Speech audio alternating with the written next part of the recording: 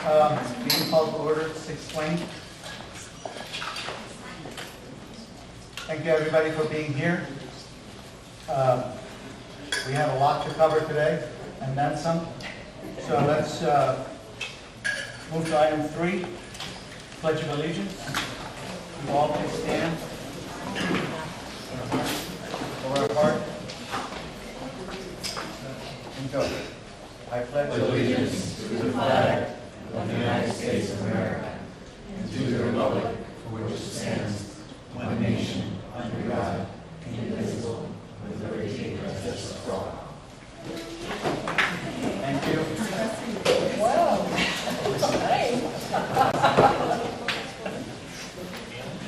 All right, can I please have a roll call? Sure. David? Here. Hassan? Susan? Here. Alex? Here. Jason? Here. Andrew? Becky? Here. Jennifer? Assad? Yes. Here. Gabriel here? Tom? Here. And we have one. All right, thank you. Item number 5. Sorry, motion to approve the July 11 PRNC meeting minutes. I want to make a motion to approve July 11, 2018 minutes. Second. All right. Any board comments on the minutes? Any public comments? All right, got comments? Call the vote. All right, David? Yes. Hassan? Yes. Susan? Yes. Alex? Yes. Jason? Yes. Andrew? Absent. Becky? Yes. Assad? Yes. Gabriel, yes. Isam? Yes. And motion passes. Thank you. Item 6, presentation from representatives of elected officials and government agencies. We have Colin and Jared. Anybody else? All right, gentlemen. We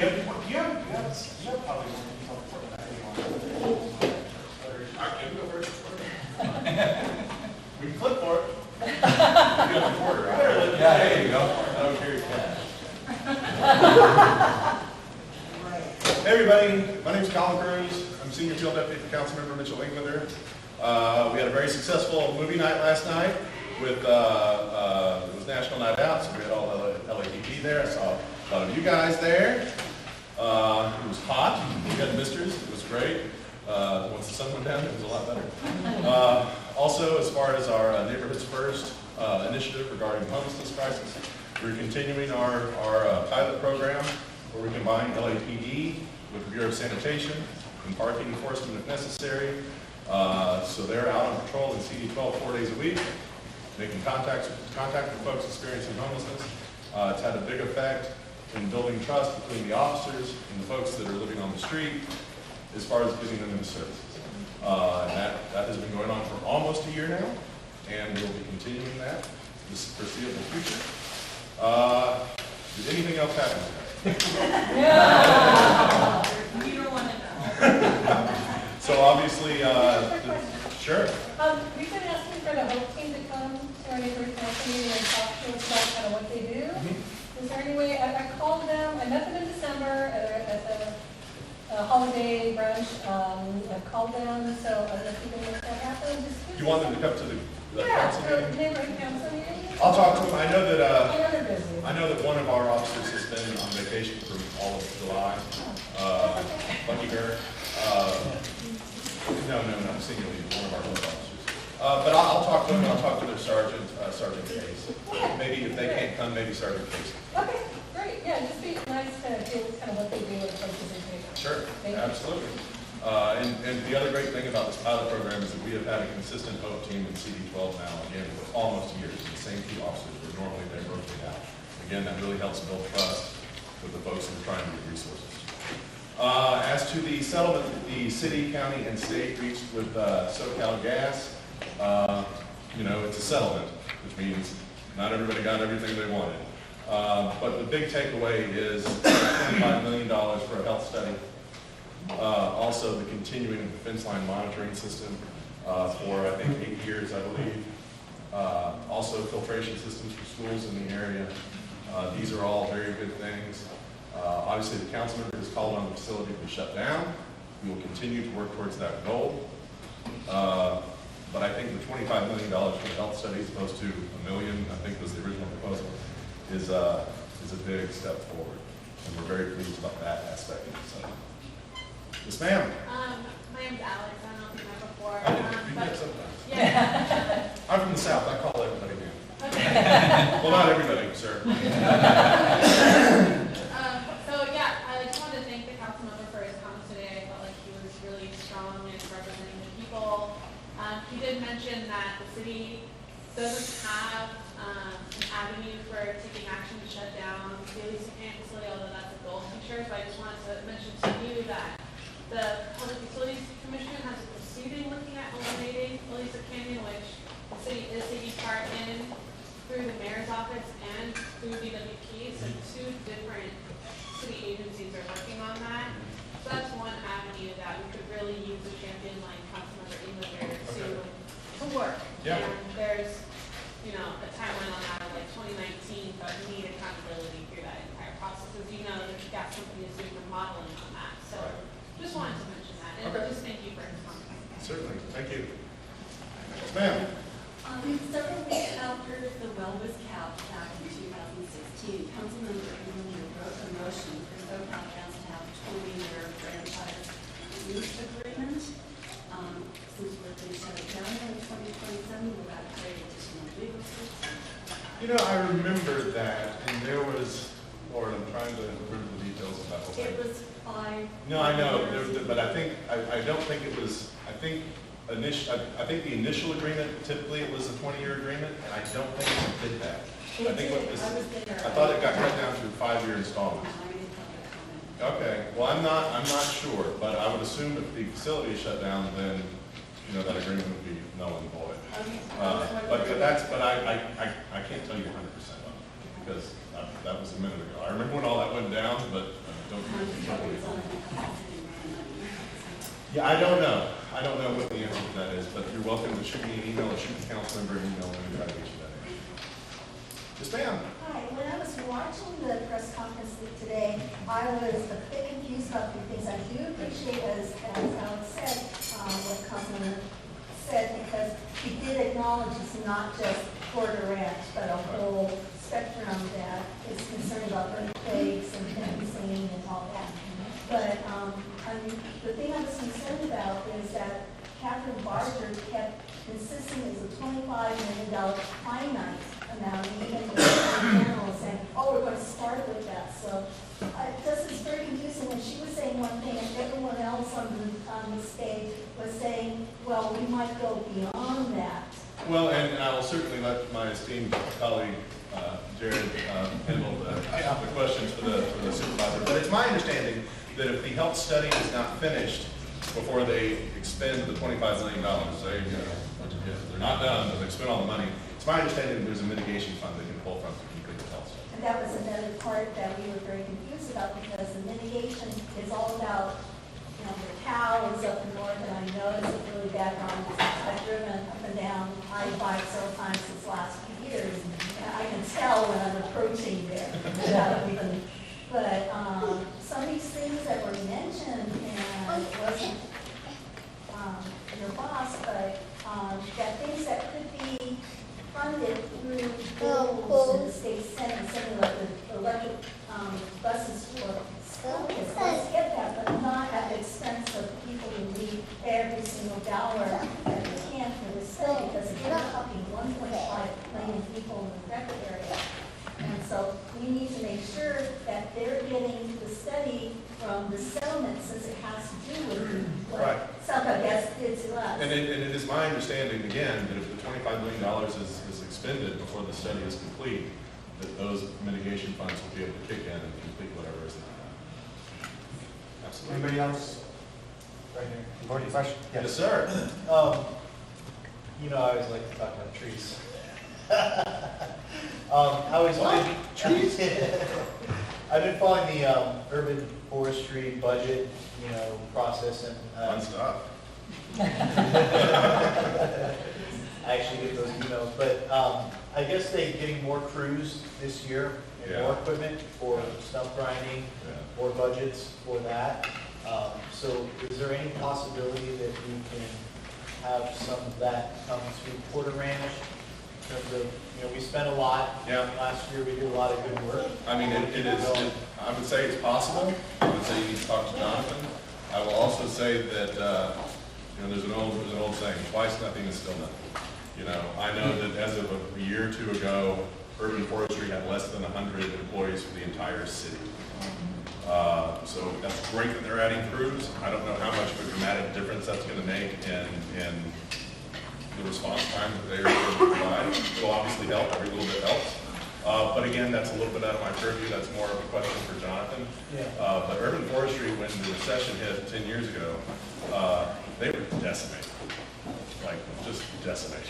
I mean, this gentleman here knows. I think what we're asking for is the support of the councilman in the request. Well, I mean, to get, the work done because they prioritize those cases. Well, I mean, he wrote that letter asking for Ranch to be named for the priority zone or whatever it was. Yeah. And we're always, we're in support of assuming the cost. Thank you. Absolutely. Appreciate it. Sure. All right, thank you, Colin. Thank you, Colin. Appreciate it. Sure.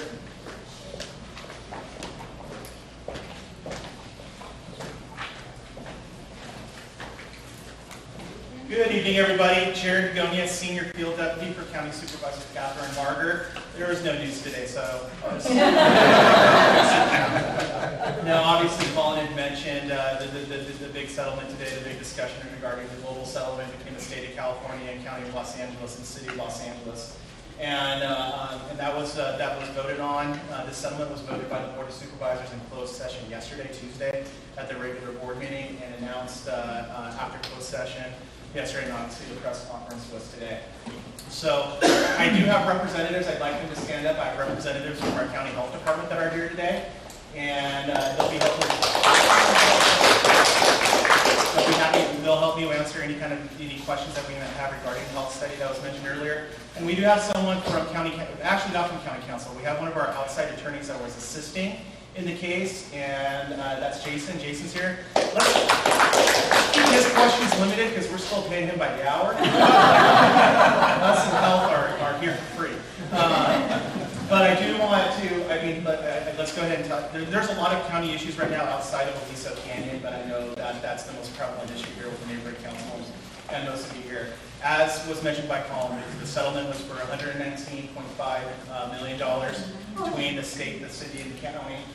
And Supervisor Barber's highest priority going into these discussions and negotiations was the long-term health study. And based on input from this neighborhood council and the ad hoc committee was long-term air monitoring. And the ad hoc committee identified that was a dual goal, and we respected that, and that's something that Catherine took very personally and wanted to make sure that our county attorneys were fighting for, because we knew that was important to the neighborhood council, and we were able to accomplish that. The settlement for the health study again is at $25 million, as Colin had mentioned, and it will be administered, the health study will be administered by the county health department for implementation. Again, how county health is here to answer any kind of detailed technical questions. We don't have a lot of information for you today regarding the implementation of the health study. We do have some preliminary information regarding the panel that will be assisting health with overseeing it. The panel that will be assisting health is actually mirrors with the AQMD panel, and that was obviously that had experts from, Katie, remind me, you got OEA from the state, OEA, US EPA, Cali EPA, California EPA, OECA, AQMD, CAR, so all the health and air agencies at local, state, and federal levels are involved in that health effort now. So we'll be looking to that panel to assist with this health study. We will have more information for you, maybe hopefully next month, neighborhood council meeting, and we'll be able to discuss a little bit more detail regarding the health study. The question that was asked regarding the $25 million, and why was it $25 million? The question was asked of Supervisor Barber at the press conference that evening that we were asking. The county had originally estimated $35 to $45 million for that health study.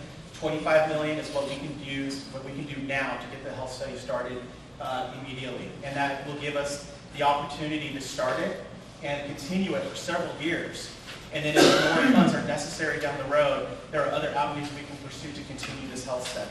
And so by no means is it 25 million. The 25 million really is a start. It's to get us going now. And that is what we felt was we can start and we can accomplish in the immediate future to move forward. And if more funds are needed, we can look at the opportunities and work with our legislative partners to identify what funds are out there to continue the study. The 25 million is a start. We felt that was the best opportunity to get moving and get started as quickly as possible because we knew that was of the utmost concern to the residents of Porter Ranch. For the air monitoring, it is $3 million to continue the fence line monitoring. There is a little bit of discussion on how that's going to be administered, who's the third party that's going to administer it. That's something that we'll be looking to the ad hoc committee and the neighborhood council for input for. And we'll have a lot of discussions in regards to that, and hopefully we'll have more information next month. And then we do have the $1 million that's sitting with the AQMD right now, as well as other fees and fines that they have sitting in their general fund. And that's something that we can also discuss with them. That came from their global settlement. They also have $5 million in fees that AQMD has not allocated yet. So we have the $1 million that's definitely been allocated towards Porter Ranch. They've got $5 million sitting in their general fund. That's all stuff, discussions that we can have with their executive board, their executive committee, the executive team, and the governing board, and decide how best to utilize that. And that'll be, I'm sure, a discussion for the ad hoc committee and the neighborhood council. There's a lot of, as Colin mentioned, there's a lot of other avenues, a lot of other mitigations that were identified in the settlement. But I know those two are the most important to this council and this community. And with that, I'll take any questions. Let's go with Matt. Let's nip it in the bud. So, we know river poisoning and there's health problems. Now, you're going to do a 25 million health study, but at some point you're going to have some data, I'm sure, that says this community has been sickened, most likely by SoCal gas. Then what? Well, I can't answer that right now, Matt. The health study will start the foundation for developing what the impacts of Porter Ranch are. And it will give us the opportunity to further study. It's not going to, we already have some initial analysis that was done. Obviously, you know about the Casper, and you know about some of the other original undertakings that was taken by public health and some of the other surveys.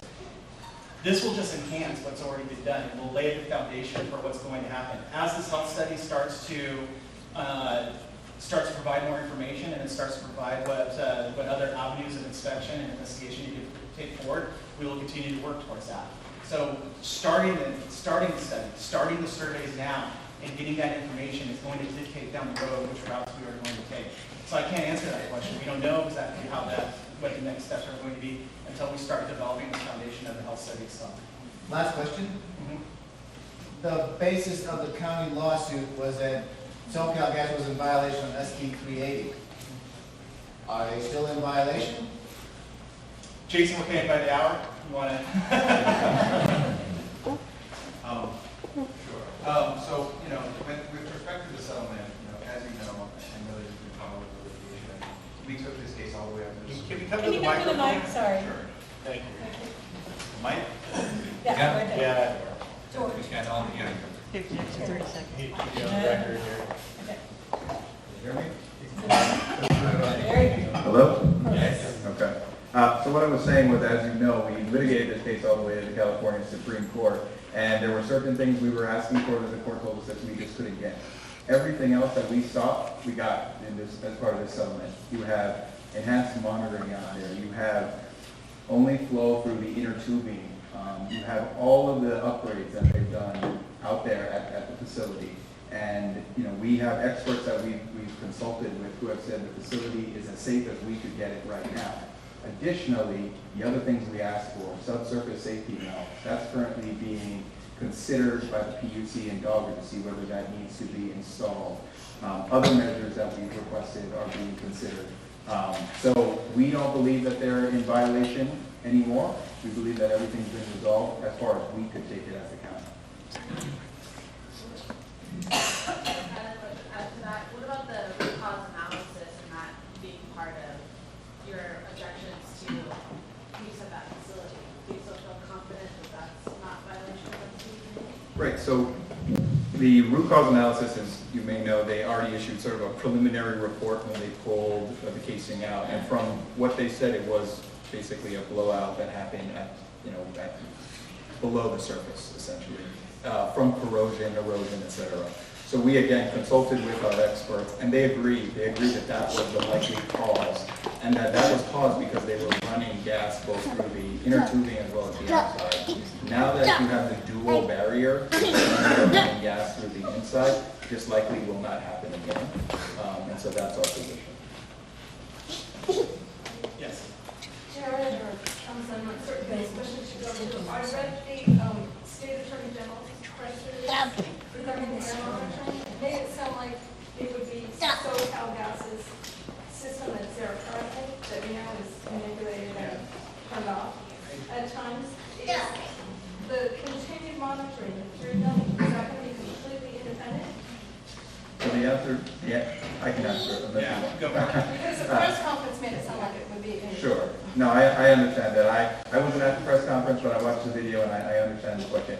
So what we're referring it to as actually enhanced air monitoring is going to be, so there's a fence line monitoring that SoCal Gas still has to do, which they are going to be posting to their website like they do in real time now.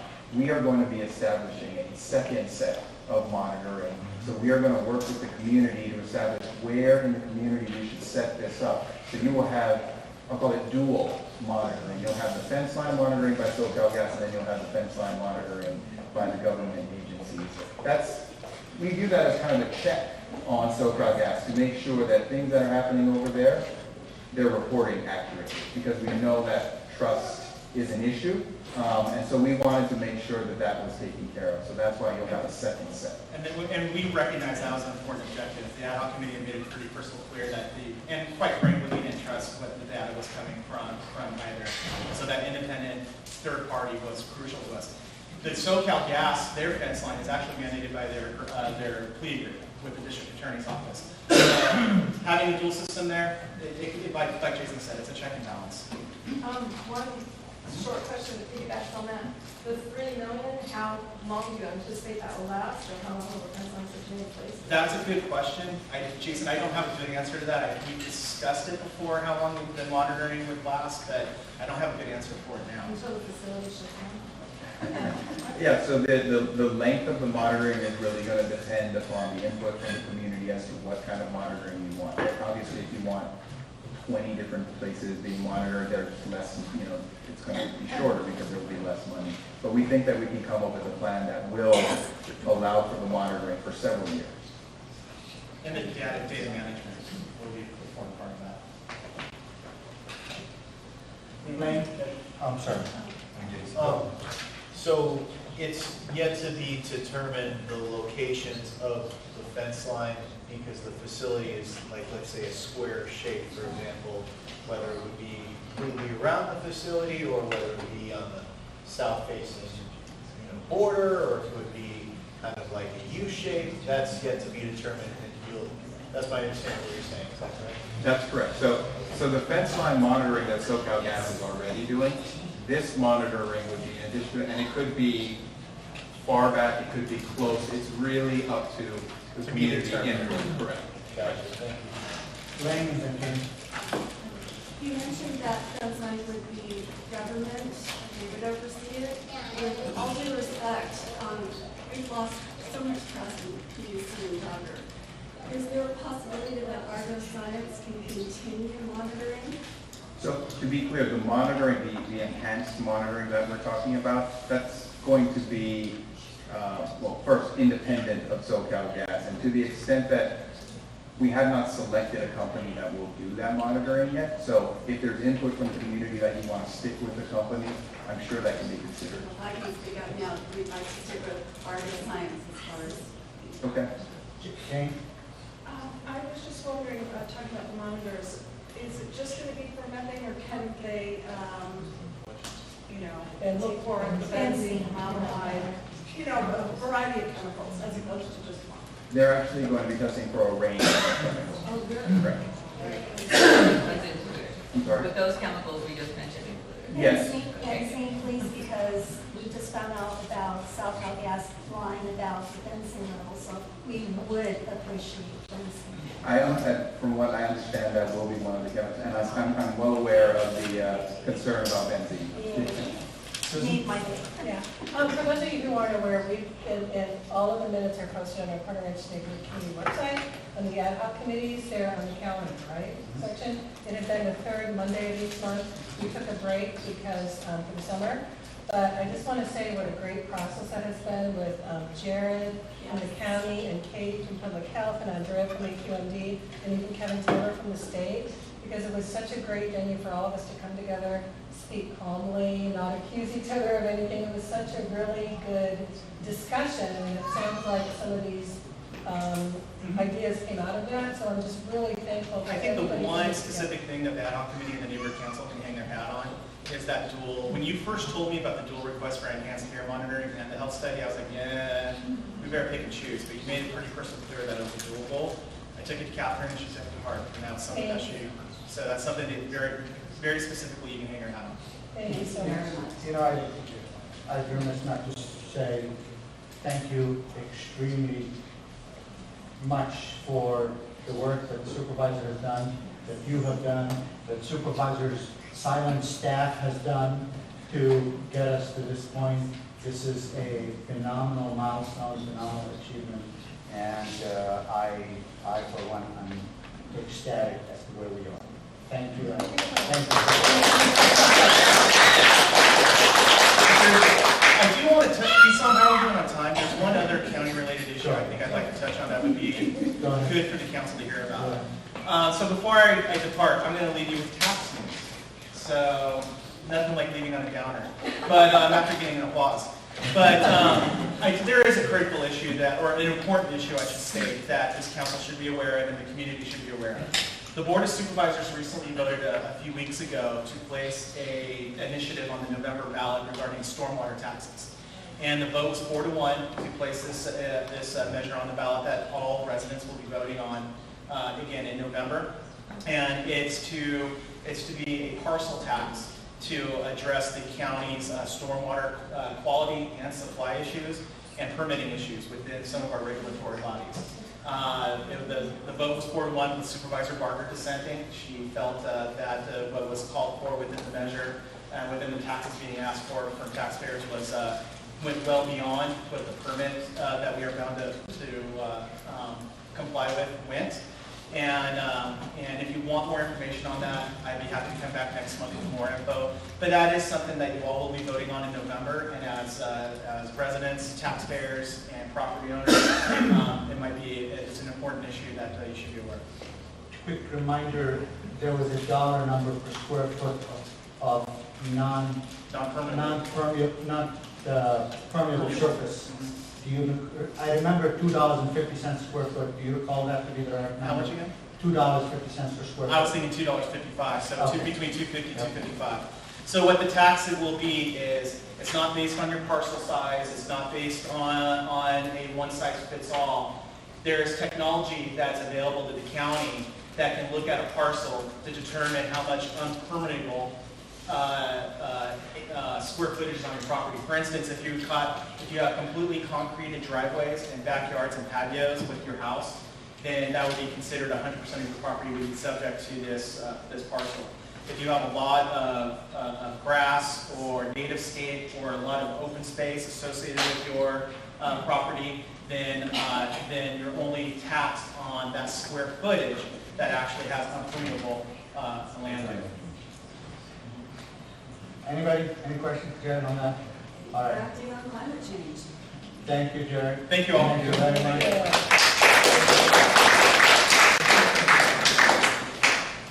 I'm sorry? Hi, I'm here with the Christy Smith for Assembly campaign. Is this the correct time to make a statement? Not yet. We will have a public comment period. And speaking of that, item 7 is the general public comment period. Do we have any cards first? No. Any public comments you'd like to make? Mr. Carter. Can you? I can follow this down the board. Yeah, Sure, please. go ahead, please. Come on. Okay, hello everyone. I'm Mike Shively, and I'm a field organizer with the Christy Smith for Assembly campaign here in the 38th District. Unfortunately, Christy is in Sacramento tonight. She couldn't make it. She really wanted to be here, but she sent me to take notes on what we discussed, and I'll be reporting that back to her.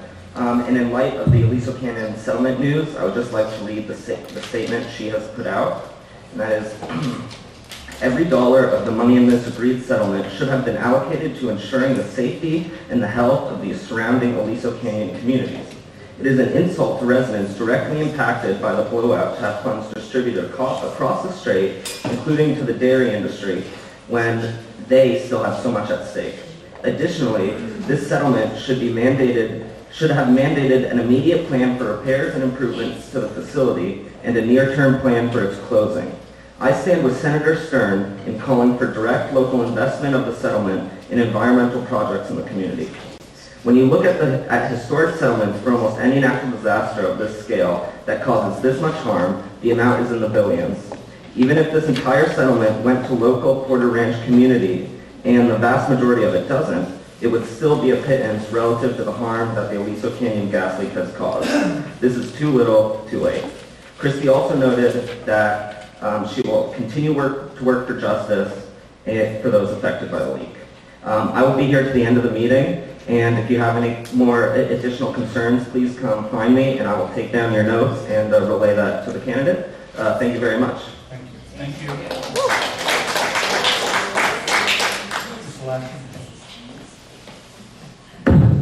Sorry about the card.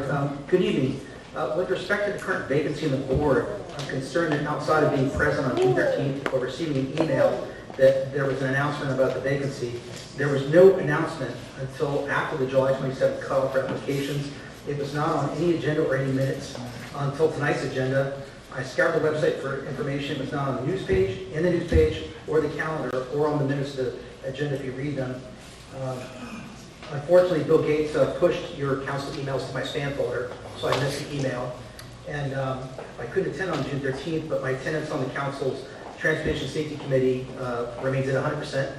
And as for the website, I don't know who's managing that or who we're paying to manage that, but outside of the fact, if you search for vacancy, it references a 2014, 16, and 17 vacancy, but nothing about the one that closed on July 27th, nothing about Jennifer's resignation.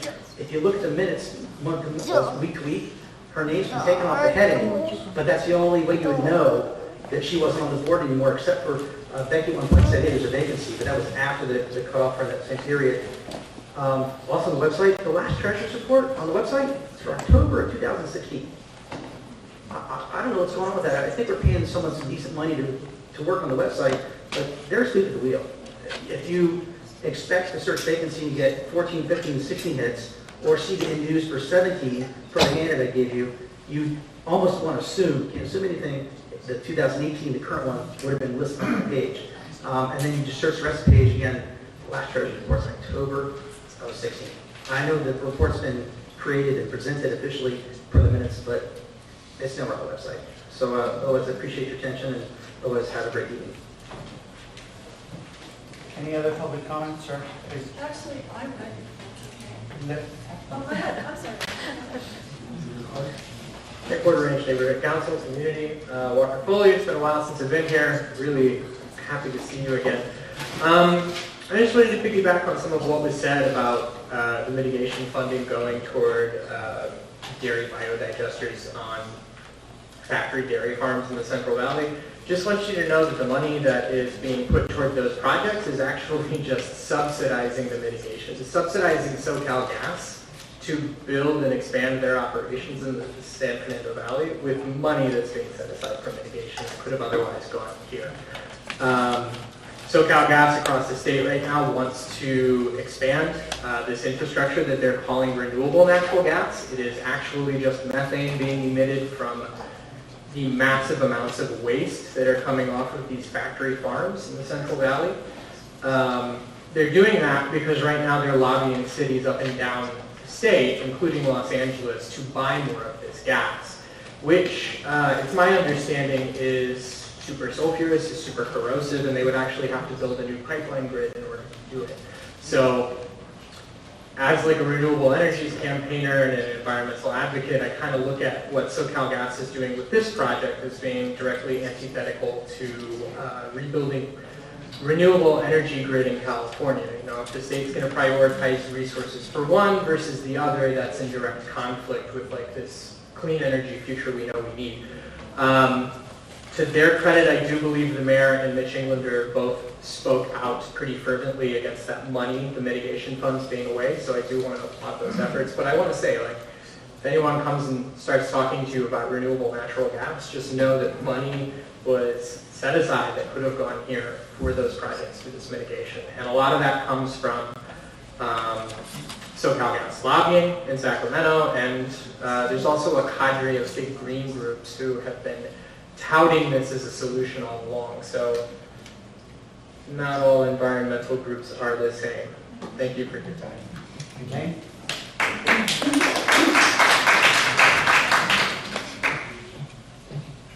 I would just like to thank this unpaid, wonderful board for fighting for us and all you do. It's really appreciated. And also to encourage people to actually show up. You can't rely on a website. The people who seem to come to the mic and complain about what's on the website, we don't see them here. And then they come here and they want to run for office. So what you guys do is incredible. Thank you very much, and we'll see you the next one. Anybody else? Please.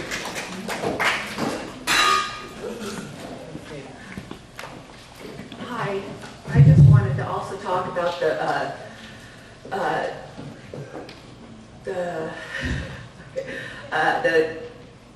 the presentation I went to by SoCalGas on February 3rd. Jane and I both went.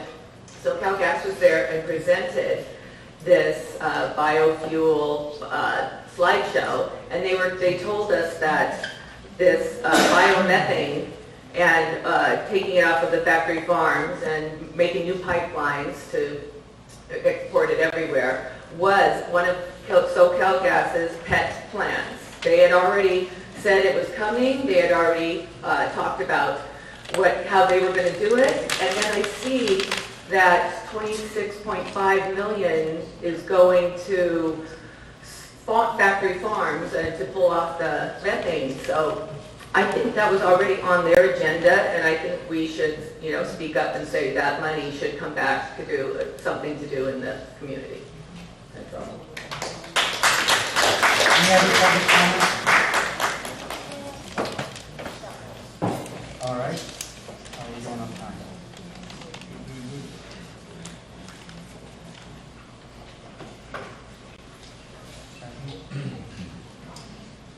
All right, item 8, board member general comments and updates.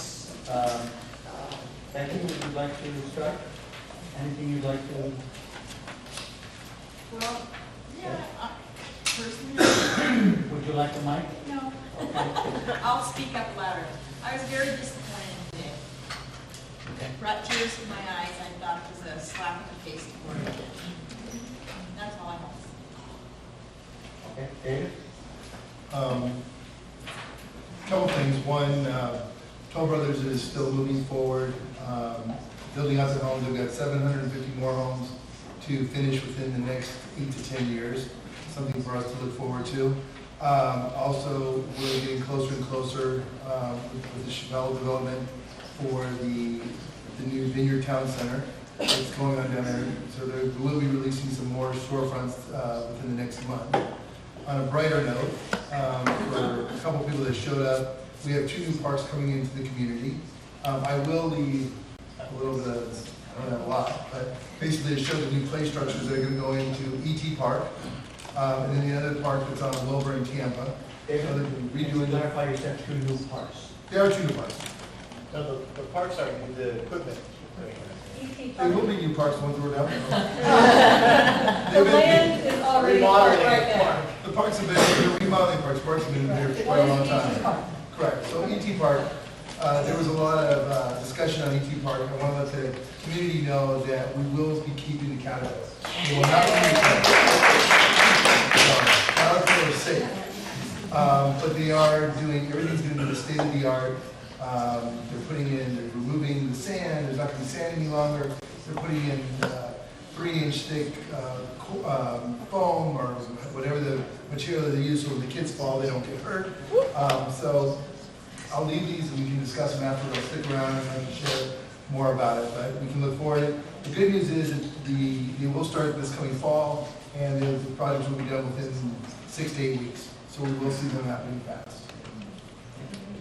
Thank you. Just want to make one comment going back to what Matt mentioned.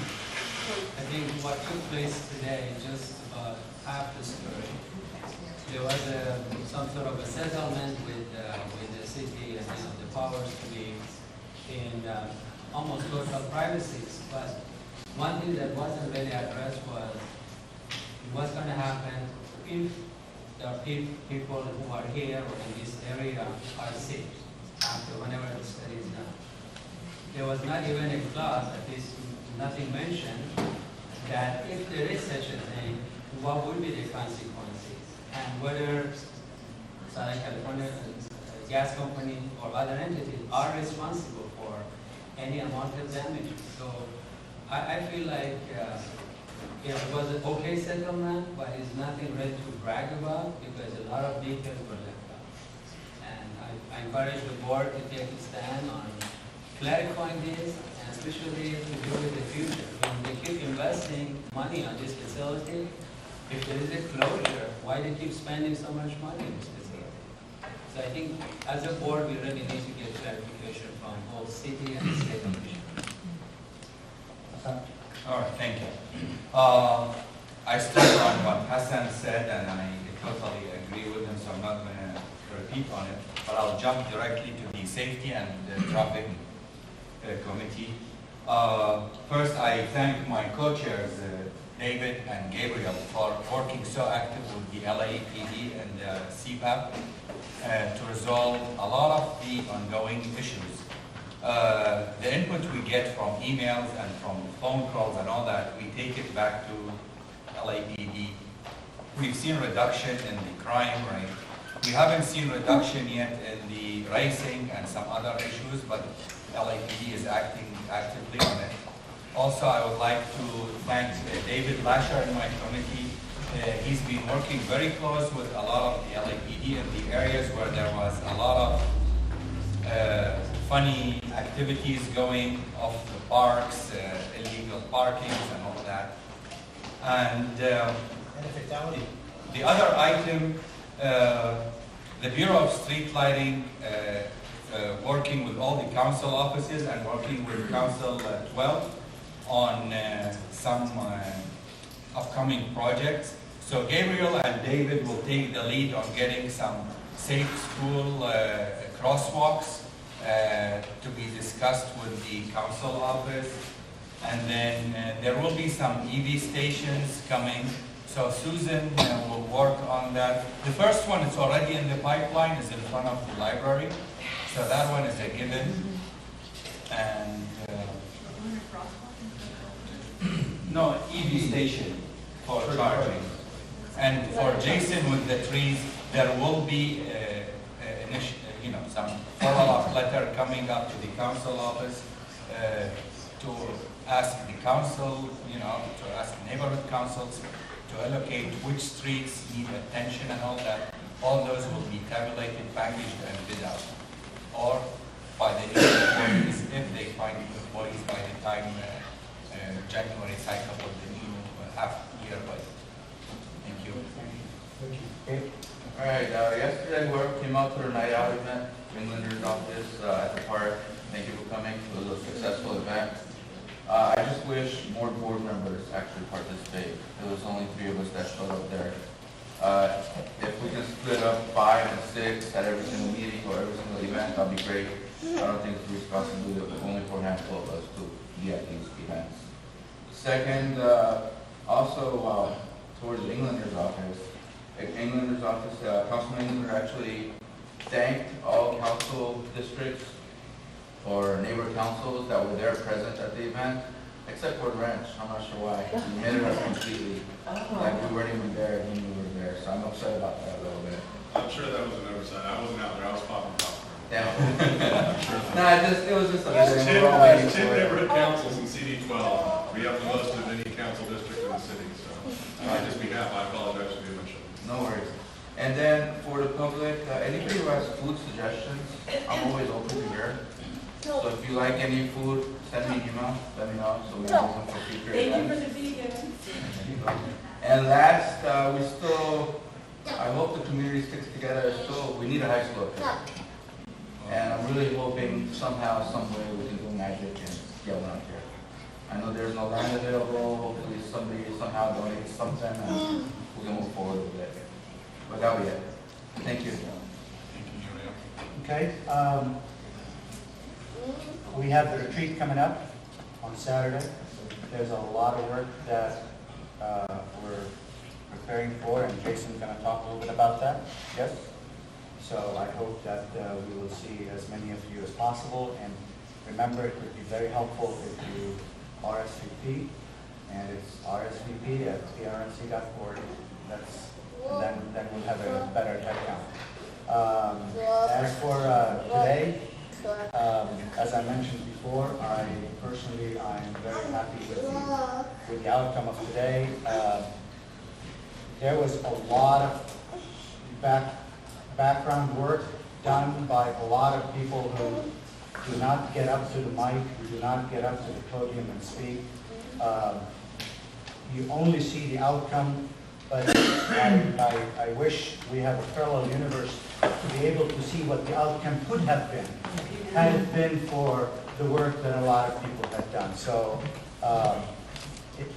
I believe that we fought hard for an item, and we got that item, and I am willing to say that we are satisfied with that outcome on this one topic.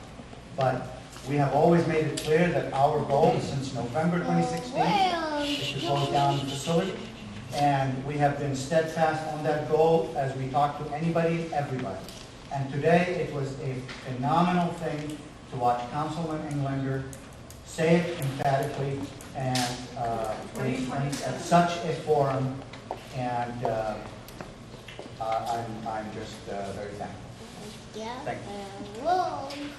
Again, last night was a lot of fun, and Colin, I have to say, Mr. Englander came up and shook my hand last night and thanked us for coming. I know he maybe didn't announce it, but he thanked us for coming. And then today, when we saw him in the lobby, he again thanked us for coming. So he did thank us twice personally, even though he may have somehow, I just wanted to acknowledge that. I appreciate that. It was a lot of fun. The people loved the spinning wheel. They had a little miniature horse there. Oh, sorry, this is a cute story. Little miniature horse there for the kids, right? He went up and he nosed our spinning wheel, and he won a visor, part of our temporary visor, and he wore it the rest of the night. So it was just such free publicity, I can't tell you. There it is. I mean, that's not the one, that's out, but that's an example of it. So it was just a lot of fun, a lot of neighborhood councils there, the police were there. It was just a really good thing. So, okay, very quickly, sustainability, August 21st is our next meeting. We're probably going to talk about the EV stations, where we want to put those. It's not too early to start talking about Earth Day next year. And then also, those rubber things now that are on all the playgrounds, that is ground up old tennis shoes and old running shoes. And so we're going to talk at our meeting about how we can collect them. I already have a bunch of running shoes with holes in them. How we can collect them and get them up. I think in Santa Clarita, Nike has one of those Nike retread signs. So we can collect them, get them up there, and they'll end up in our 2 refurbished parks. So that's exciting. Ad hoc is probably going to come again in September. I'm not sure the day, but watch our calendar for that. There's so much information there. Lynn has been at every one of those meetings, and we also put it on Facebook so you can watch. It's better if you're there in person, but a lot of people watch. And I just want to say they really came to the table, discussed, heard that we really wanted the health study and the monitoring, and we're going to pick between the 2 of those. And that was a really successful venue, and I thank everybody involved. So come to those ad hoc meetings. You can read, like I said, all the minutes are there on our website if you want to kind of catch up and see what we've been doing. Everybody's always invited. It's at the public library on tap. Alex? Nothing to report from beautification because we didn't have a meeting for 2 months. We're going to be back on the job in September. Okay, and I just want to add one thing. I'm so glad to see so many people I used to see at the meeting showed up today, and I hope they come here every meeting to to speak their mind and participate. Jason? I wanted to acknowledge some of the people on the board who've been going to some of these meetings that we have been having. David went to the new park meeting. Thank you. I just got back from vacation. I couldn't make it, but I want to acknowledge Esam and Susan for going downtown today, as well as any of you guys that went. It's very important that we have participation in these meetings. We're trying to get things done, so I want to recognize that. I have a meeting that is set up with Rex and Parks on the 23rd at 10 a.m. I'm meeting at the library. The issue that they have at Limekiln Canyon is a service road that has been down for some time. Colin, you may know about it, but the service road, we've been trying to get some of the dead trees cleared out of Limekiln Canyon, and that service road is what is preventing them from getting back there with the equipment. There's several trees that are hanging, kind of widowmaker type trees. It's a safety hazard. It's a fire hazard. So, that's one of the things coming up, and people are welcome to come if they'd like. One of the ideas that I have regarding the street racing that I wanted to share, maybe it's something that we can look into. I had an idea if we could outreach to the community, and just like we do with like Neighborhood Watch, we can get people to all get on, let's say, a text chain. And when they hear street racing go, like we do this for beautification, we have all of our members, we can text through that. So anyways, let's say you have the senior lead officer on the text chain, you have several people from several different areas. Oh, I hear street racing up on Ceston, right on the text chain, and then boom, LAPD can react quickly because you can't call. It takes too long to get through on the phone, so people don't even bother calling. So I think as a community, members of the community need to step up and volunteer to be part of this type of network where people, you can do it on Facebook too, but it's quicker on text. Text is the quickest method. One suggestion maybe if the safety committee would consider, recruiting some people. We can outreach to people as well, get participation, cell phone numbers. So I think that's something that we should consider. It's not going to cost any money. But other than that, I just want to thank you guys, all my fellow board members. I think we've accomplished a lot this year. We've done amazing, and I think we really have come together. So I'm really proud of all of us. And the collaborations, especially with we built the solid relationships now with all the local government agencies, and we have them supporting us, listening to us, and I thank you for listening to us from the councilman's office to the supervisor's office. So thank you. That's it. All right. That's item 8. Item 9, we're on time, is selection and seating of the stakeholders to fill the vacant board position. We posted.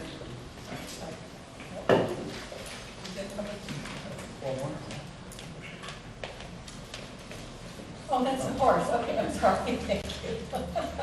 That's the horse. Sorry. Not right now. No, it's yesterday. Oh, yeah. With the agenda, we have an attachment B that is part of the full packet. There's a one copy for the public over there, a full packet of the agenda, and there's 30 copies of the agenda themselves. And bear with me for a second.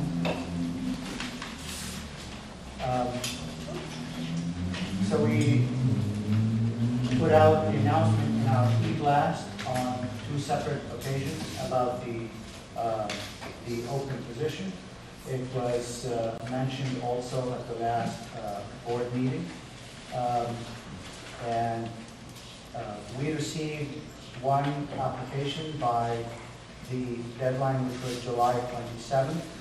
And so we still need to go through a vote. It's not automatic, so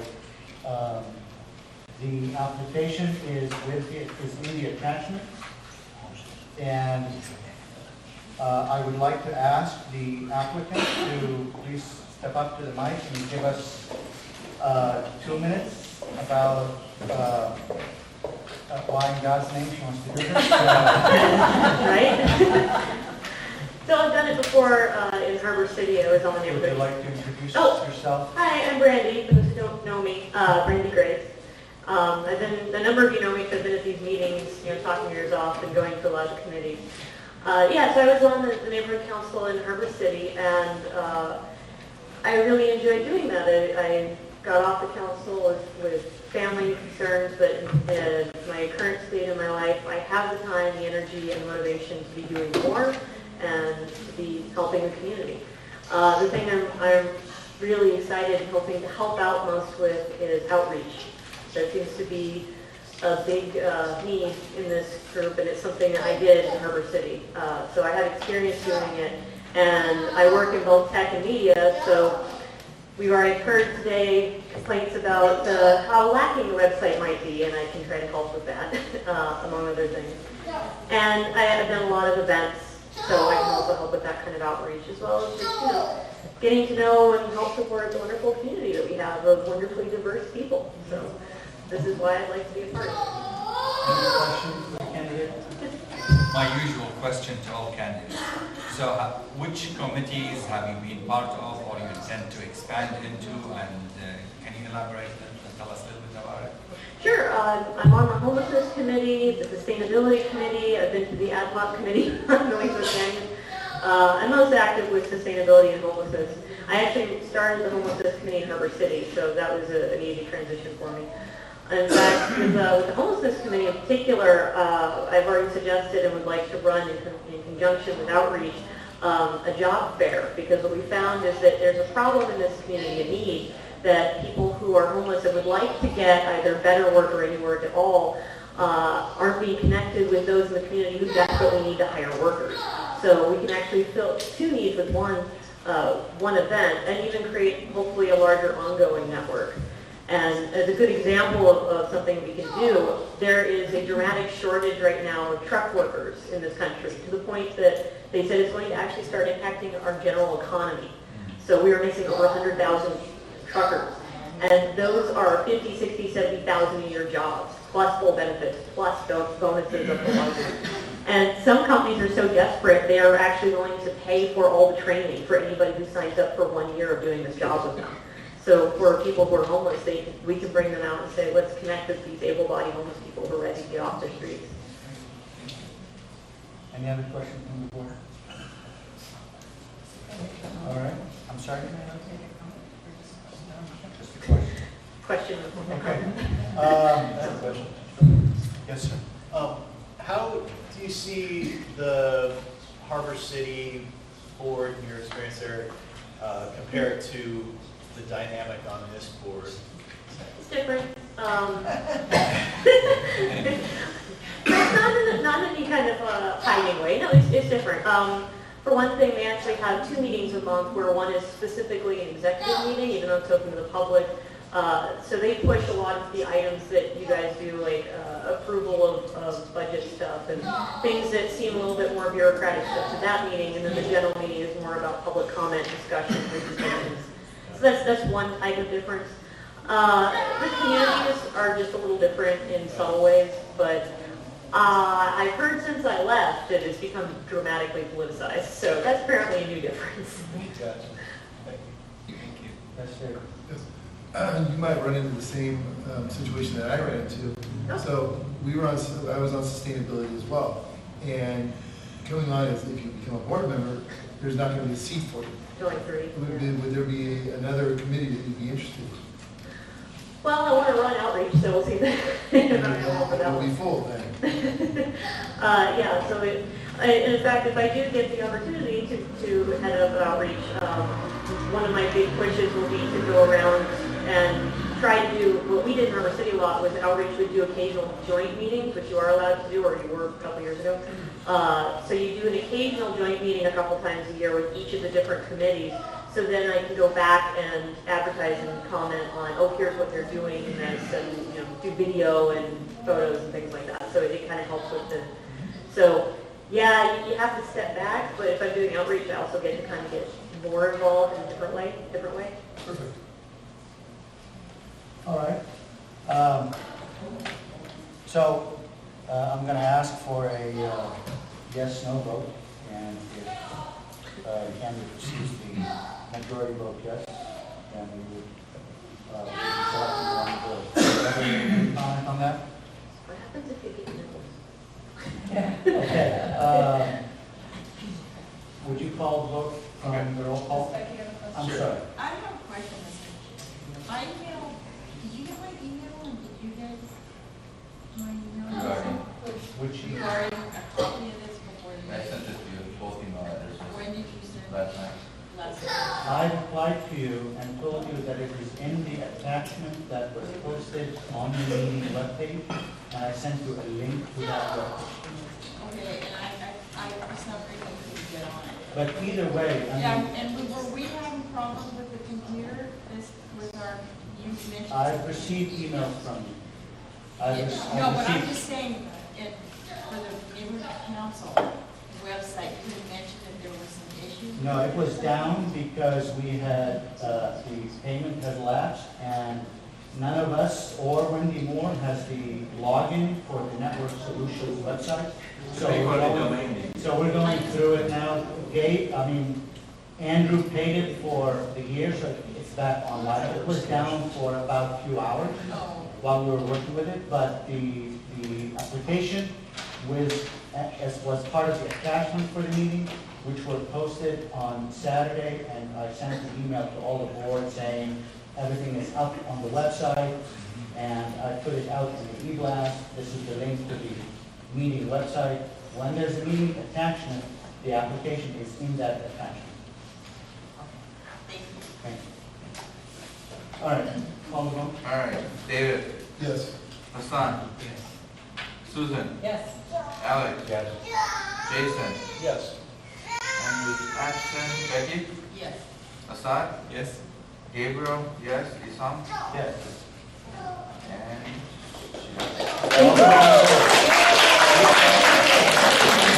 For my son.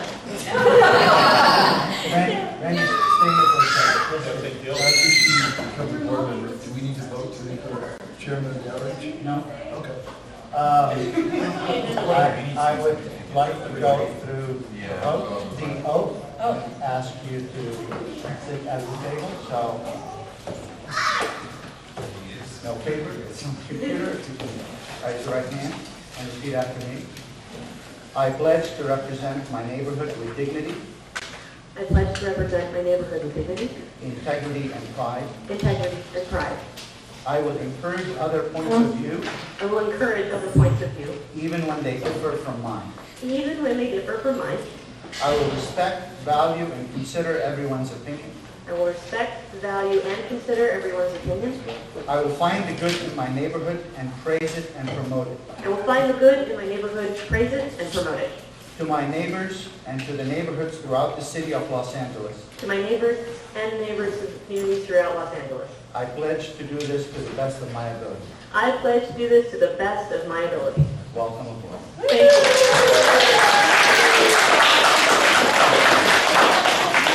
Oh, Do I sit? okay. Do I sit?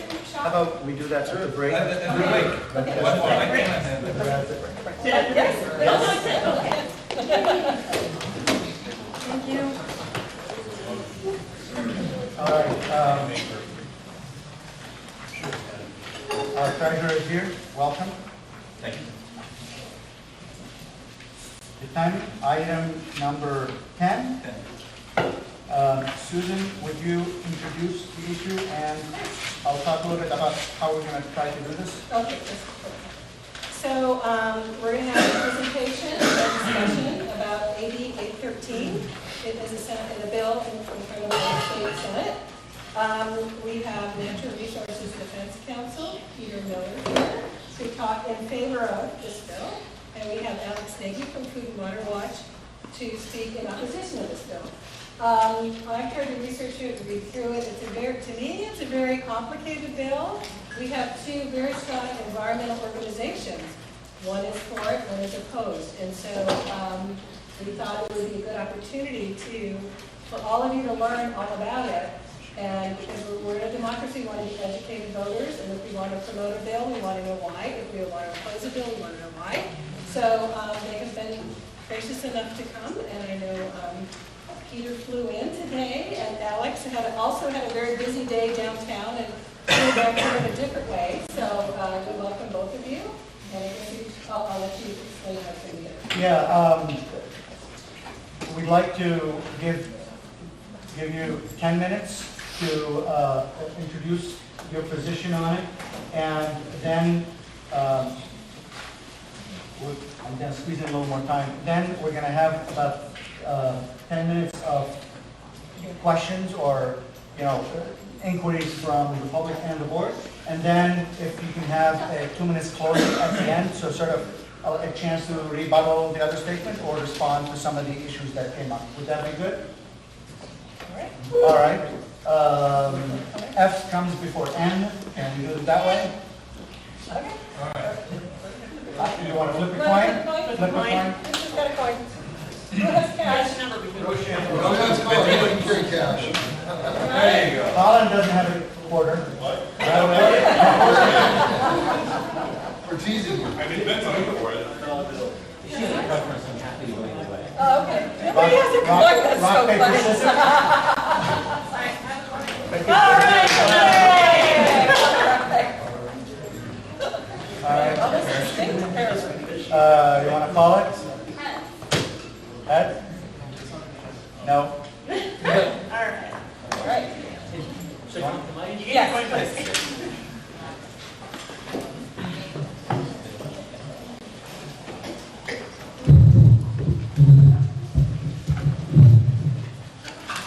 Well, thank you for the opportunity to come speak to you today.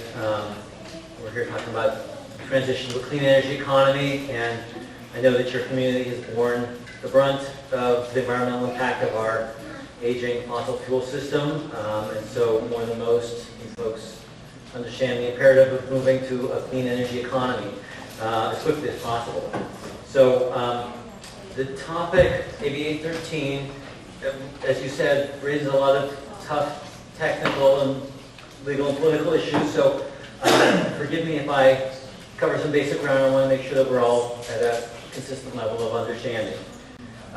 So let me start with just our electricity system. Electricity has to be, when it's generated, it has to be exactly balanced with consumption from every second to second. The amount that's generated has to be equal to the amount that's consumed. And that means turning on and off power plants to meet demand. The entity that is in charge of doing that is called Balancing Authority, or BA. And that entity is responsible for balancing within its boundary the supply and demand of electricity. It controls the dispatch of power plants, and it controls how transmission within its boundaries is used. It can exchange power in and outside the boundaries, but that's more difficult because it's not directly controlling them. So we currently have 38 different balancing authorities across the western United States. Most of California is covered by the California Independent System Operator, or CAISO. That's unlike much of the rest of the country, which has regional balancing authorities that cover multi-states. What we have is working okay so far. But what's happening is that the electricity industry is changing very rapidly. The price of renewable electricity, of wind and solar, is plummeting. And the urgency of responding to the problem of climate change is increasing. So we need to, I was going to say step on the gas, but I'm not going to say that here. We need to step on the accelerator. We need to replace fossil fuels with clean electricity. And that's how we're going to shut down power plants that use fossil fuels at facilities like Aliso Canyon, here and across the state. It's also how we're going to solve the problem of climate change, or at least part of it. the way we're going to do that. So the good news is we're making great progress in that. We were at 1/3 of our electricity came from renewables last year, and we're moving quickly to 50%, and from there to 60%, and eventually 100% clean electricity. But the thing is, renewables operate differently than fossil fuel power plants. You don't just turn them on and off. They operate best in a broad market where you can draw from a variety of renewables that have different operating regimes. If you have solar, it all has basically the same generation profile. It starts producing electricity when the sun comes up, and it stops when the sun goes down. If you have a diverse set of resources, wind that operates at different times of day, solar from different areas, you can balance those to meet electricity needs. So that brings us to the question of regionalization and AB 813. And the goal there is to combine balancing authorities across the West into a single larger balancing authority, a regional balancing authority. Now that will allow that larger balancing authority to dispatch all of the resources within its boundaries and to use its transmission most efficiently. It's able to take all those resources and to use them most efficiently. And that will help lower costs because it means we'll need less resources to meet everybody's needs. It also allows for the procurement of low-cost resources. If we have a need for power in one place and the cheapest resource to meet that need is farther away, it's outside of the current balancing authority, it'll allow us to go out and procure that resource and deliver it to meet our needs at lowest cost. That provides cost savings to consumers. Cost savings means lower bills, it means jobs, because we can spend the money on other things. There's an additional benefit, and this is really great. Renewables outcompete fossil fuels in economic dispatch. What a balancing authority does is it says, we have a need for X amount of electricity tomorrow. And we're going to ask every generator within our boundary to offer a bid. How much are you willing to accept in order to generate electricity? Now, if you're a solar plant, you say, well, it doesn't cost me anything to generate electricity. My panels are out there. So I'll take whatever the price is, I'll take it. I'm bidding zero. If you're a fossil fuel plant, you have to pay for your fuel, coal or natural gas, right? And so you can't bid less than it's going to cost the operator, you're losing money, you're going to go out of business. So as we build more and more renewables, those outcompete those fossil fuel resources. And if we don't need all the resources on the grid to operate, the ones that don't get selected are the fossil fuel and the more expensive fossil fuel resources. So that renewables can outcompete fossil fuels. That's great. Coal is already on the edge of an economic cliff. And you've probably heard there's lots of coal plants getting shut down across the country. It's really good news for climate change. Regionalization and economic dispatch helps give them a shove. So it's good, and it helps us meet our climate goals, our environmental goals. And also, as you know, there's a lot of local pollution associated with the operation of those fossil fuel plants. So it helps us reduce local pollution and improve air quality. It helps our like-minded neighbors, in particular to the north. Oregon and Washington have a lot of hydro to meet their environmental goals as well. We have solar that we can trade for their hydro, and it makes a nice system. When the sun goes down, they can ramp up their hydro, and we can balance both our systems cleanly and cheaply. Finally, it provides one of the few options for driving change, environmental change, positive environmental change, in other Western states that don't necessarily share our environmental goals.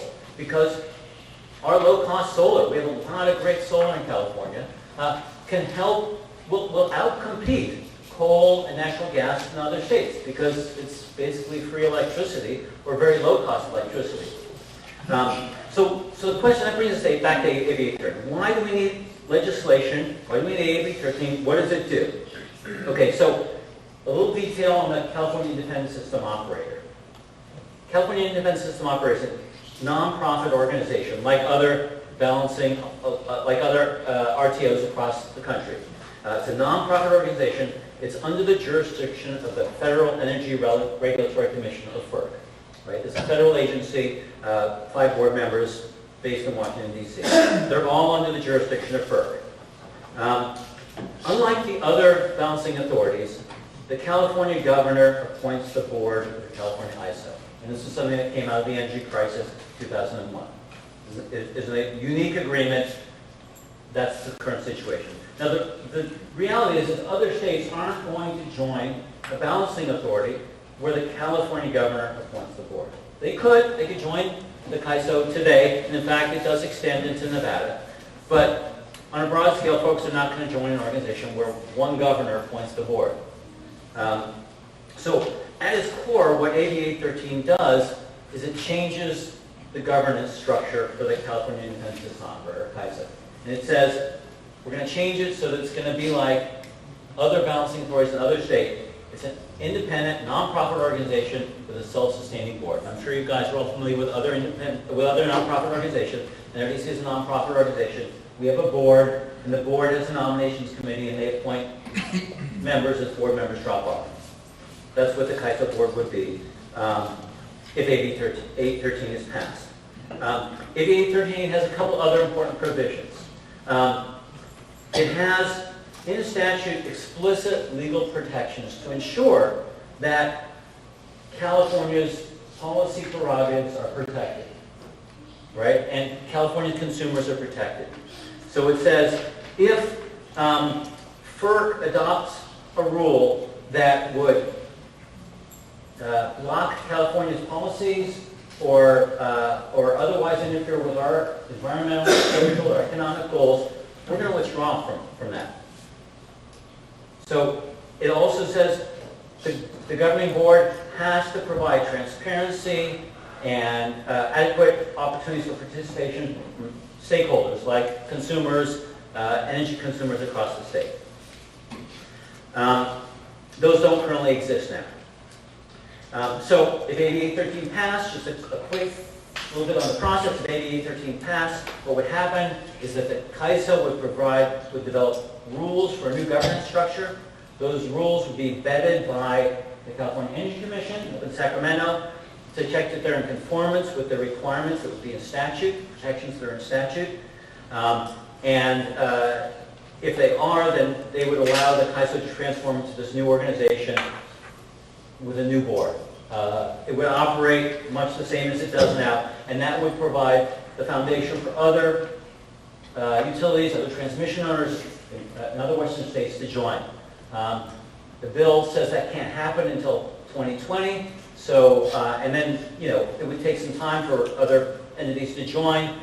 There's a period in which you sign up, and then you don't start immediately. It takes time to, so we're looking at an extended process over the following decade if this goes forward. Let's see. If I could just quickly respond to some of the concerns that have been raised. One of the key concerns that have been raised is that regionalization exposes to the threat of intervention that threatens California from the federal administration, from the president's administration in Washington, D.C. The reality is we are already under the jurisdiction of FERC.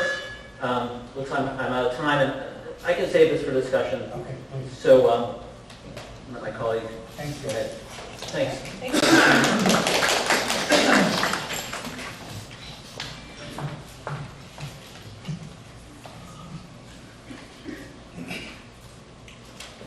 All right, so thank you everyone for having me here tonight.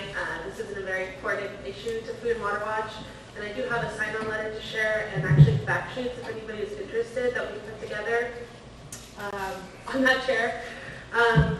So first, let me just talk about what this bill 8813 does. This is a bill, as was mentioned by my colleague Peter, right? Peter, about changing, really at the heart of this is about changing the governance structure of who currently manages our electric grid here in California and turning that into a multi-state regional electric grid that, as he mentioned, would remove California's immediate authority and would instead put it under FERC's administration. There are three issues with this bill that we have. The first is that going under FERC's administration would make us vulnerable to Trump's pro-coal and pro-nuclear policies. The second is that joining with an 11-state board, which is being proposed, some of these states are very coal-dependent, coal-heavy states, and California would be forced to purchase this energy one way or another, and I'll talk a little bit more about that. And then third, this could actually our ability to shut down the Aliso Canyon, and I'll talk about all those things. So, okay, back to number 1. So if AB 813 passes, California will lose control over its energy grid and give that to an 11-state control board. This is bad news because Utah has already threatened to sue California over our current clean energy policies because of cap-and-trade. We also know that the Attorney Generals of Wyoming and Montana have threatened to sue Washington State for a carbon tax that they wanted to do on the ballot a couple years ago, which was ultimately defeated. And these are the types of players that we'd be joining with on the board. The second thing is that this board, we don't know what the composition is. I know my colleague here said that we don't know what the governance structure is exactly, but if we don't like it, we can leave at any point in time. This vote before the legislature right now is just voting to sign up for something, and we actually don't understand what the governance structure will be yet. All we know is that California will have 3 seats, along with every state part of this RTO, Regional Transmission Organization, that would have 3 seats on an advisory board only. So this advisory board can make advice, recommendations to the governing board, and it's not clear how this nonprofit structure will be set up, what the terms will be, how they will decide who pays for what, how costs are shared, how California's clean energy goals will be made. As we know, none of that has actually been determined yet. We're just right now voting, the legislature is voting to decide, do we want to jump into this agreement without knowing the terms? That makes me very uncomfortable. That makes a lot of people very uncomfortable because you look at who we'd be joining with, and we've already seen the threatening actions they've done to not only us, but to Washington State. Makes me very nervous. The last point on Aliso Canyon, this is personal, and I looked at this a lot and even talked to Senator Stern quite a bit about this after he co-sponsored the bill. As we know, last year when injections were allowed and pipelines went out in SoCalGas's system, SoCalGas sent a letter to the Federal Energy Regulatory Commission pleading with them to help them make the case through in Aliso Canyon. And since we saw the transition from Obama's administration to Trump's administration, big difference. No surprise. In fact, the Department of Energy, which houses FERC, so they're the super kind of energy department, they wrote back telling the Energy Commission and the Public Utilities Commission to basically go ahead and open Aliso Canyon.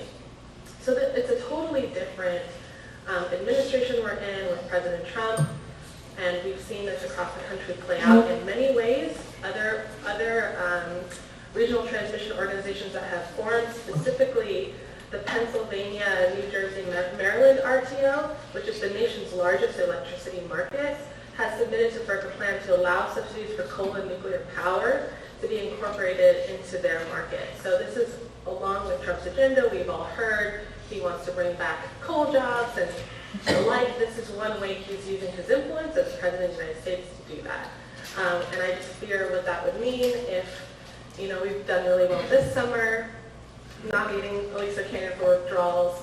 But if this is an electricity issue, if this is some kind of, oh no, we're going to work with SoCalGas to manipulate the system, which we're not unfamiliar with, that's what really makes me nervous about specifically our situation here. So in conclusion, just my 3 points, and there's a lot more to discuss, which I'm happy to get to in Q&A. We oppose this bill because we don't want to lose control of our energy grid, plain and simple. We should be allowed to decide our energy future. And we already are planning to get to 100% renewable energy. That plan does not include regionalization. We don't need this bill. We don't need a regional grid that's even controlled by coal interests, energy insiders, and is susceptible to Trump's influence. And finally, if this means it's harder to close Aliso Canyon down, I'm against it. Thank you.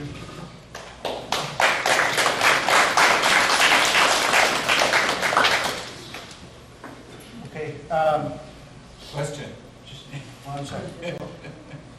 I'll start from the edge, and please recognize that we have 10 minutes for Q&A, and a lot of people can ask, so be specific, and please be as specific as you can with your answers so we can stay on time.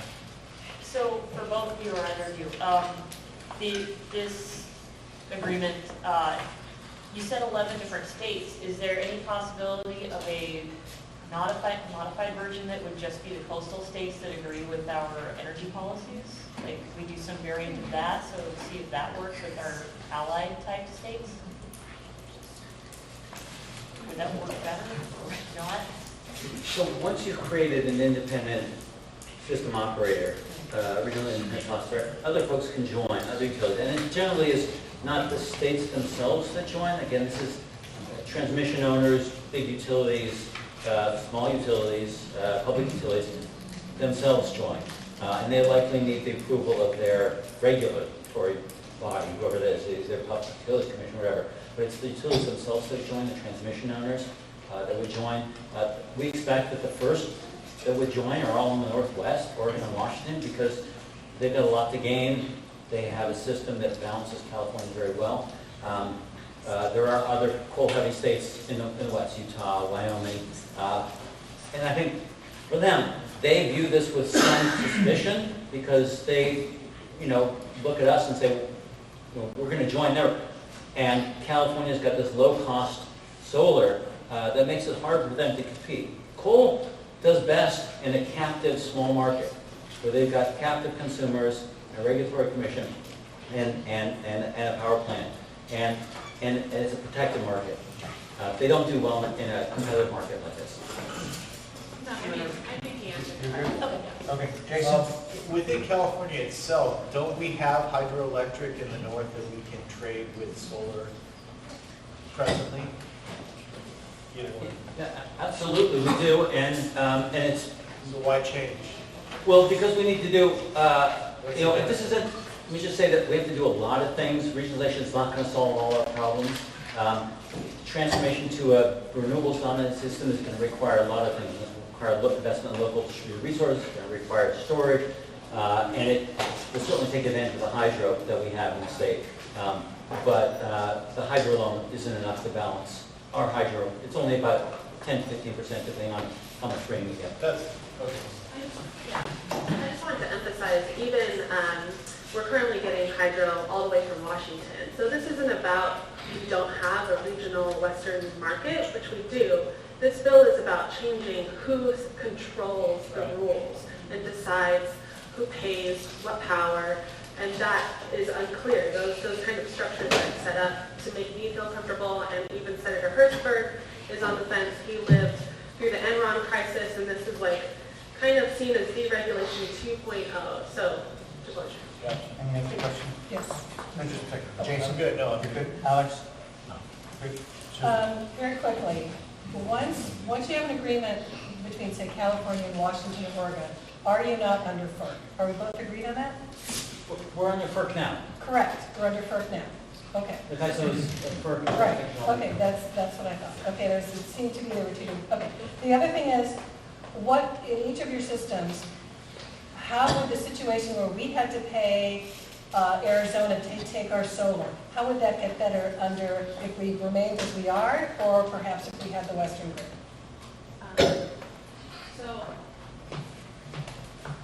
So currently, the way the CalISO works is that we submit rules to FERC, and then they approve. So California Independent System Operator still has a lot of say in making those rules, deliberating, deciding, and then FERC will sign off at the end of the day. So just want to share that. But then also on exporting renewable energy, we know that we currently in our system, we only have tiny amounts of unused renewable energy. So when we've heard about exporting solar because we have so much, that's less than 1% of any daily given demand. And so we, instead of regionalizing and saying, let's export renewable energy, what we should be doing is requiring things like green dispatch, which means instead of burning gas at 40% every day of the year, on the days that we have 100% renewable energy can meet, even just for a few hours, we prioritize that green dispatch, and then gas can fill out as it needs. And the less we do that, the more gas plants we can shut down. So that's a different approach. That would just require rulemaking by the Public Utilities Commission, and it's something that we want to bring forward before them with legislation. So that's a solution. The reason it certainly can be done now, we can sell solar electricity outside of it. It's just difficult. I'm sorry, we paid them to take our solar. Yeah, sometimes there's negative pricing, Yeah, that's right, and yeah. the solar comes in at, negative pricing. Would a grid help make that more efficient? Well, the market will help make that more efficient, because right now you basically have a balancing authority that controls the dispatch within its boundaries. It's hard to get across that boundary because you have bilateral contracts that are clunky and slow and hard to adjust, whereas if you've got a market that does dispatch, then it's done in an efficient, automatic way. That says we're just going to allocate the resources to the demand. Just like a computer algorithm, basically, it does that in the least cost way. Thank you. Any other questions? Let me ask you, because I'm struggling to understand why there's such a need for it, or the argument for a need for it. The issue of the solar, the challenge for us here, the demand is always there for the solar. We don't give Arizona the solar because we don't use it. We give Arizona the solar because we don't have the transmission capacity to bring it in at that time because it's coming out of the desert. So I'm struggling to understand why would regionalization change that perspective, because the transmission bottleneck will continue there, to be there. Am I missing something? Because the net demand is never zero on the CAISO data. Right, okay, so this gets, we're trying to get into details and we can certainly follow up with it later, but often the transmission bottleneck is a contractual bottleneck, where you've got available transmission capacity, but you're not using it as efficiently as possible. So this will allow us to ensure that all those transmission resources are being used as efficiently as possible. It also will help us to identify where there's opportunity to invest in additional transmission to lower overall system costs. Because sometimes you've got a resource in one place, you can't get it to another place. And if you had some wires to get it there, you could lower overall system costs. And let me ask you, right now, CAISO is doing a PPP for the next year to work with the Bonneville Power Company to do exactly what you described, which is give them solar during the day, get hydro at night. These agreements happen. Why is it necessary to have a regional entity for that to happen when it's already available as an option for agreements between authorities? Yeah, and the point earlier was like right now, solar curtailment is relatively small, but the system's changing very rapidly. So we're looking forward to the system in 2025, 2030, and even 2050, where we're going to have a clean energy system that operates very differently than the one today. And so we've got incipient problems now that are starting to emerge with the operation of that system, but they're going to become a lot bigger over time. And in order to meet our environmental goals at an affordable cost, we need to, regionalization was the key tools that we're going to use to get us there. One last question. You heard the concerns that they have about the uncertainty of how this is going to work.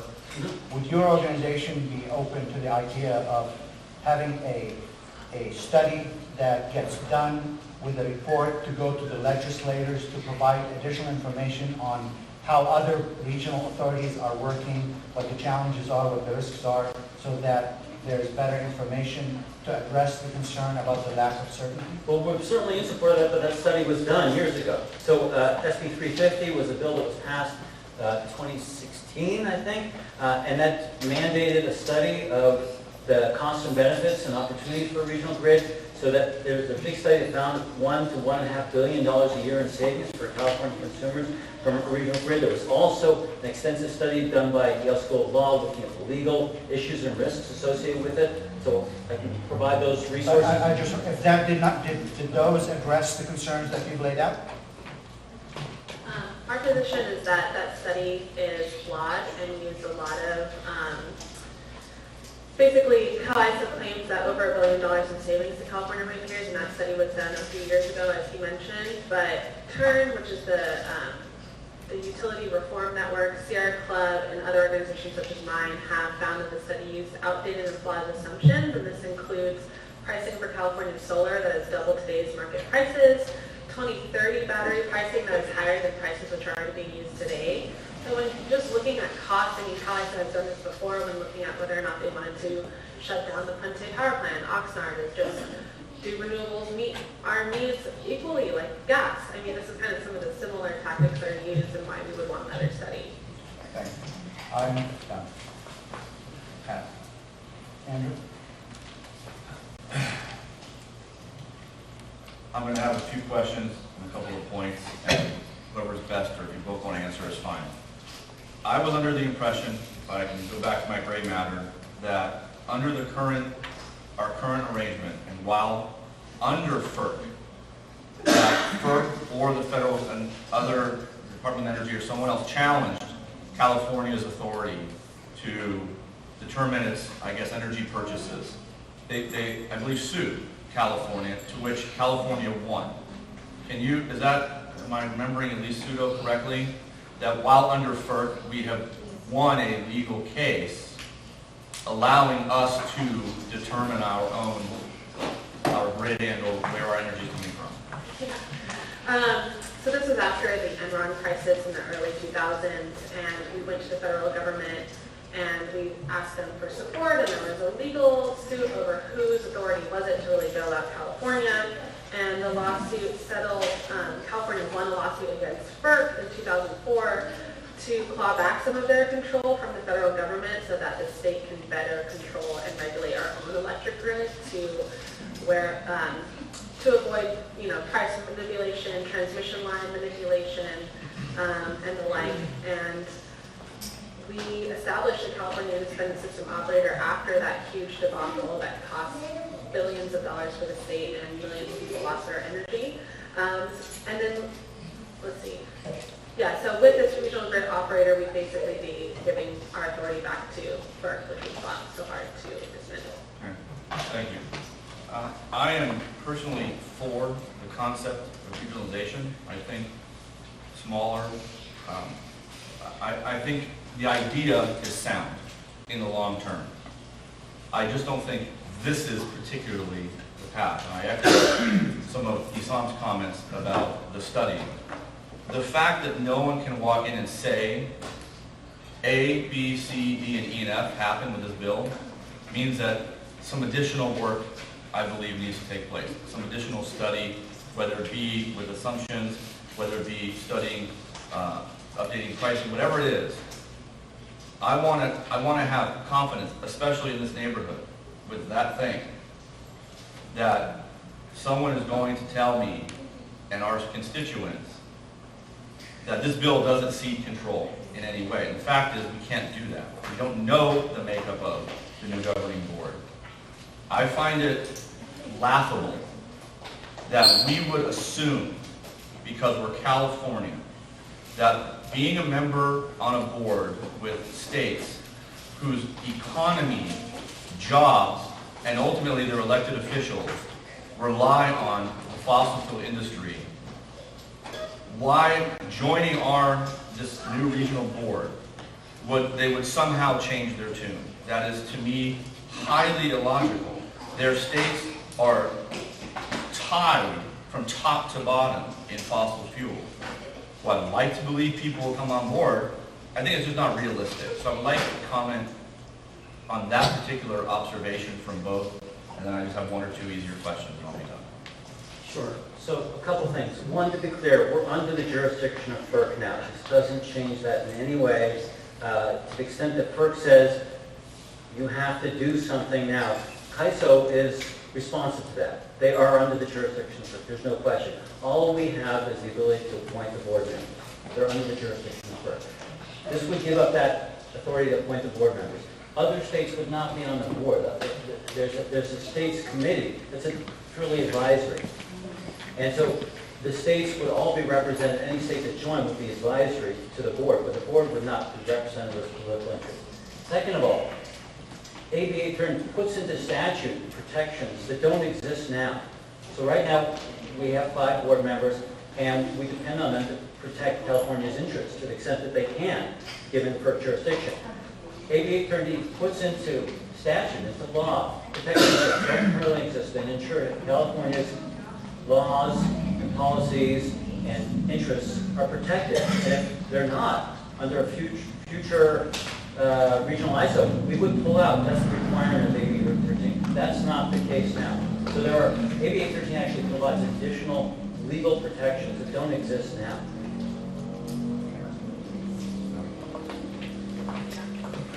When we talk about FERC already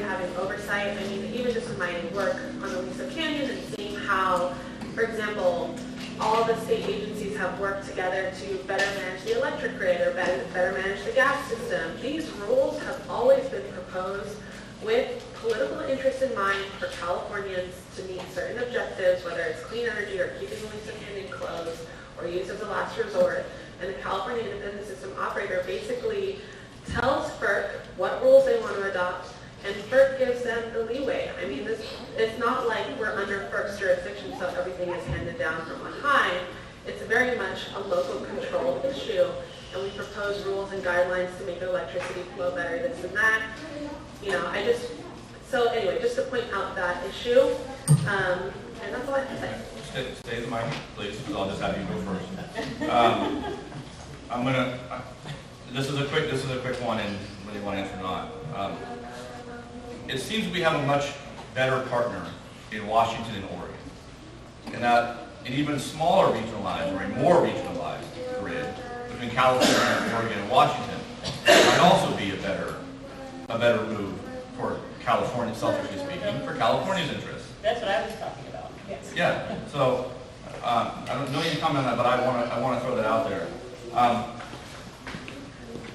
My last view, my comment, and then I would like a response, is if California's grid was running as efficiently as possible, if all of our gas plants were offline, if we didn't need, if we were today 100% renewable, and we needed to really spread our wings into the western United States, to other dirtier states, say we have this, we want to bring this into your market, whatever it is, I could understand that. But that is not what we have today. We have a huge number of fossil generation still. So why is this needed today, really, when California really should clean up its own house, get its own house in order without any outside interference? And then I'll be done. Thank you. Yeah, I tend to agree with that. I think California has its own, political issues. We have our own oil and gas lobby here in California that we're dealing with, and even still, the politics of the day are that 100% renewable energy is where we need to go. Not every other state shares that political view with us. We can't expect that just by joining a regional organization with them means they'll have a change of heart, and we can influence them. I think we need to fix it at home. I think we need to really get this right in California if we want to set a standard for the rest of the world, and that means figuring out all the dirty details in California, and then we can set an example. Yeah, it's just that we need to meet our financial goals, but we also have to do it in a way that's affordable for the citizens of the state. So in order to shut down the gas plants in the LA Basin with clean energy, we got lots of solar in California, but how are we going to provide for electricity when the sun goes down? We need to have a diverse array of resources that come from across the West in order to provide for electricity when it's needed. Now, some argue, well, we can build a lot of batteries, and that's theoretically possible, but it's really, really expensive. So we've got a big job to do with the transformation of the energy system, and we need to take into account both cost and feasibility. And regionalization helps us to get there. It's not the only solution. Batteries are clearly a part of it. Local generation is going to be an important part of it. Energy efficiency is a key part of it. Demand response. There's a lot of things we need to do. But the transformation of the grid is going to take all of those tools in order to get there as quickly as possible. I think we need to get there eventually. I just don't think this is the particular way. Yeah. Yes. Personally, I think this is premature for this bill. The technology is not there. The utilities are not organized in such a fashion that they could go into any partnership beyond what they have. Many people talk on solar, off-grid or solar to the grid. The off-grid, you're just exchanging the problem from the gas or whatever it is to dealing with recycling, chemical, batteries and all that. Technology is not ready. Solar on its own will not generate without power from a utility. Your panel, if there is no power going in the wire, your panel is a rock. So my question, yes, I'm getting to my question, but before I get to the question, so from technology-wise, today and probably at least for the next 10, 15 years, we must have both the utility company and the solar and the hybrid and whatever renewable. So if we go with this partnership, California's solar panels and hybrids, what percentage is bringing to the partnership versus what the others would be called and the gas company come? Are we coming 50-50 that, hey, our solar is as good as yours? Or are we coming with the small 5%, 10%? What do you see us? So for the utilities in California that are already part of the CAISO, switching to regional grid would be essentially no change in what they actually do. Their system is dispatched by the independent system operator. The amount of electricity they would get from renewables is mandated under the California Renewable Portfolio Standard Program. So they are required to get no less than a third by 2020 and no less than 50% by 2030. Those numbers may go up in response to SB 100, a bill that most folks are supporting is important. Renewables bill. I think we're agreeing with Food and Water Watch on that bill. So we're moving towards a renewables future, and we're moving there quickly. This helps us to get there at lower cost and faster. I think it's important to point out there are, California is a huge grid in and of itself. So it's one big state, but it's bigger than a lot of other states. And there are other regional grid operators, RTOs, ISOs, that cover multiple states in New England and the Midwest. So this is not rocket science. It's not, it's proven. They operate under independent nonprofit boards. California would not be doing something that's groundbreaking here. We'd be doing something that's been shown to work elsewhere in the country. No, anything on that? I gotta go. Okay. Good. I'm done. One quick question. So, I think it was brought up earlier, part of this to be really effective, what you are proposing, is to have a very reliable grid and transmission lines. If we get into this and there is not enough transmission lines or it's not going to solve it, that means a lot of investment. Who is going to make that investment, and are the taxpayers are going to be on the bike to just pay for this, or we're going to raise prices? What exactly would be the solution for that? So that's a great question, and I just want to point out this bill really doesn't have anything to do with transmission lines. Although it's being talked about, transmission lines are the solution to clean energy. This bill is really just about governance structure. Who controls and decides California's energy grid? And right now, we currently do. And that's a 5-person appointed board by the governor, confirmed by the legislature. But on transmission lines, those are very, very expensive investments. Renewable energy costs are going down. Transmission line costs are going up. You think about building transmission lines across the West, that is proposed to be really dangerous for potential wildfires. We've seen the whole West is on fire right now. So just to illuminate some of the problems we've had with kind of being too big to fail. I think it's important to point out what this will allow us to do is to use existing transmission infrastructure more efficiently. So it would reduce the amount of investment that's needed because we're using what's available more efficiently. We're getting more use out of what we have. So we may need to build more transmission. No doubt we will need to build more transmission. They're very important. User pays cost allocation principles that we apply regardless of whether we have a regional ISO or not. But this would help to reduce the overall cost. That's what the $1 to $1.5 billion of savings is. We're using our existing resources more efficiently in a regional system. No question. Thank you.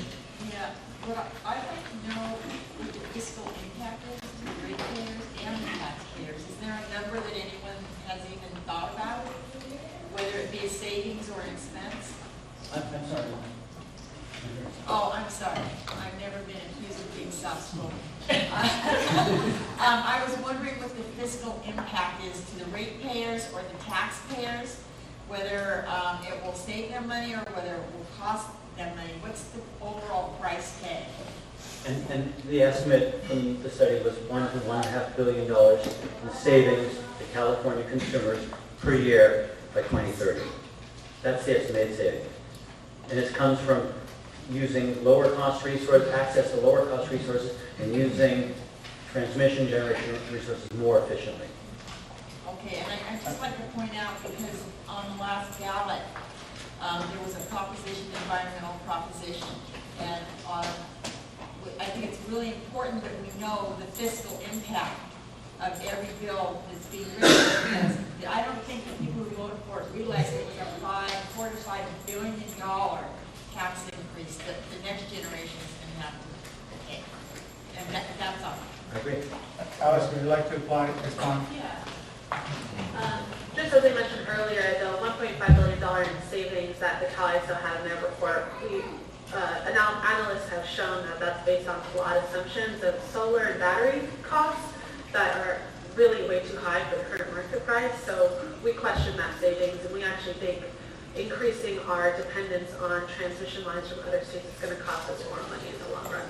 Okay, just one little more question, really quick. The Tesla battery that everybody's talking about instead of the solar panels, how would that affect things fiscally? I don't know, but I think it actually helps. We can talk about that.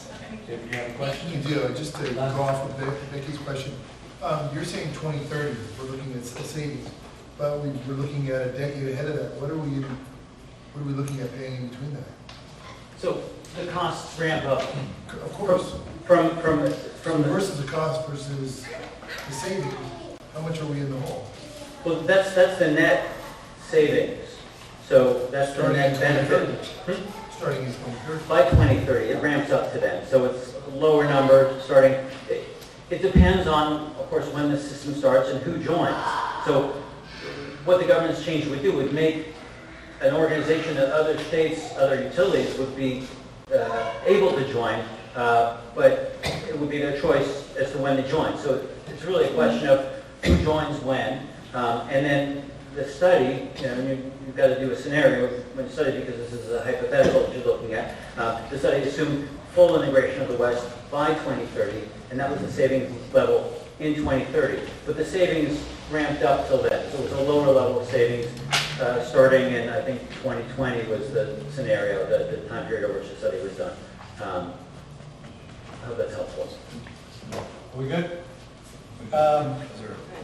We're going to ask one quick question. Is it yes or no? Can we not, because I need to take the risk of open public questions. I'm going to take 2 questions, please, to them. And then we're going to close, and then we have to make up time. Yeah. So, Elaine, go ahead. Just a quick question. The board,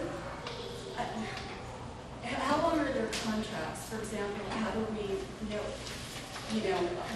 we're relying on 5 people for all of our lives are on the West Coast. Is it a 5-year contract, 1, or are they on permanently? Well, the government structures and identify, but you can look at other ISOs across the country. So the expectation is that you'd have a 3 to 5 year board term. Matt? This is probably for Peter, right? Yes. So our current administration, which is here for another 2, maybe 6 years, we will go beyond that. You say that solar, lower price of solar and renewables will kind of drive the market. But then that's currently what's going on. Solar jobs up, fossil fuels down. Yet the administration is moving energy policies that are diametrically opposed to that. So how do you account for Washington having its fingers in that pie, including Rick Perry saying solar energy is a national security problem? Explain that one, please. Well, I'll just say, NRDC, takes second seat to no one fighting what's going on in Washington, D.C. So I think NRDC has sued the Trump administration every 10 days since they took office. So we're fighting hard. Rick Perry did propose an outrageously stupid proposal to subsidize coal and nuclear. It made no sense at all. 90-day fuel supply was the criteria. And that was unanimously rejected by FERC and was illegal and filed suit. We're going to keep doing that. So we think they're wrong. We're going to keep fighting them. And we're doing everything we can to reverse what's going on in Washington. Okay. Let's do a quick 2-minute recap, and then we'll take our badly needed break. I will be brief for 2 minutes. So Food and Water Watch opposed this bill, and I know today we don't have a vote before the PRNC Council, and I just wanted to share a little bit of what's happening with the timeline on this bill. It is going before the Appropriations Committee on Monday. We have over 50 organizations across the state, including labor, environment, opposing this bill. You know, I know environment supporting this bill too. So please watch for that. It will be going through appropriations on Monday. You can watch that on the Senate Utilities website. Just get a feel for where the Senate's at, because they're really uncomfortable with the way this is currently written. We've asked Senator Stern as a co-sponsor to work on slowing this bill down and turning it into more of a study bill so we can really understand the governance structure. He did say he wanted to work with us on that. He went to Holden said no. And then Stern ended up voting on it twice through the last 2 committees to help get it to where it is right now.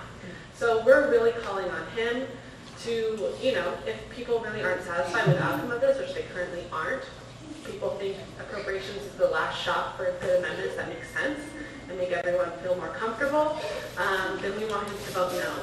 So same with Senator Hertzberg. And just the reasons again are California, we should be keeping control of our energy grid. Political climate at the federal level is unclear. Who's going to be joining is unclear. What the rules are going to be unclear. Can we protect our energy policy is unclear. And, you know, if this threatens our ability to close down Aliso Canyon, you know, that concerns me. So that's why we are opposed. Thank you.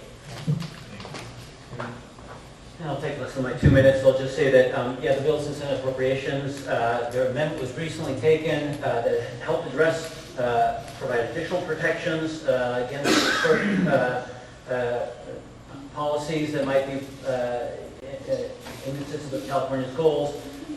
And we expect that there will be other amendments that improve the bills that moves forward. It's going to be a busy month up in Sacramento. They adjourn August 31st. I've got a couple handouts, and I'm happy to talk to anybody who wants to follow up on this later.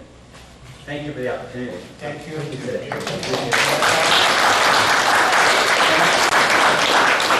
Can we do that at the break? Can we do that at the break? Okay. It is 8:18.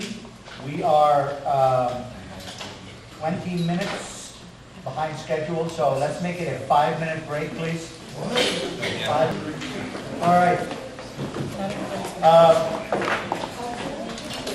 We're going to do this fast. Item 11. Andrew. Yes, sir. Your motion. Item 11, I know, you're entering my session, my section of the meeting. Motion to approve the January 2018 MER. Second motion. Thank you. The reason we are doing this now is because the funding portal does not show that I or we submitted the BAC approving this back in February. So they've not even asked me to do this. I just want to be thorough, dot the I and cross the T, so here we are. All right, and the MER is attached as an attachment, so we have a motion and a second. Is there any board comment? No board comment, any public comment on the monthly expenditure report from January? No public comment, call the vote. All right, David. Yes. Hassan. Yes. Susan. Yes. Alex. Yes. Jason. Yes. Andrew. Yes. Becky. Yes. Assad. Yes. Gabriel. Yes. Isam. Yes. And motion passes. Item blank, Andrew? 11. Item 11 and a 11. half. Sorry. 11 and a half. 11 and a half. Motion to approve the June 2018 MER. I'll second. Second motion. Any board comment? I thought we Question? weren't going to print these out anymore. I'm sorry? I thought we weren't going to print these out anymore. We're not going to print the backup receipts, Okay. but we will include the 2-page MER Thank with the board pack. Okay. All right, any other questions? No? Public comment? No comment, call the vote. All right, David. Yes. Hassan. Yes. Susan. Yes. Alex. Jason. Yes. Andrew. Yes. Becky. Yes. Assad. Yes. Gabriel. Yes. Isam. Yes. Motion passes. Item 12?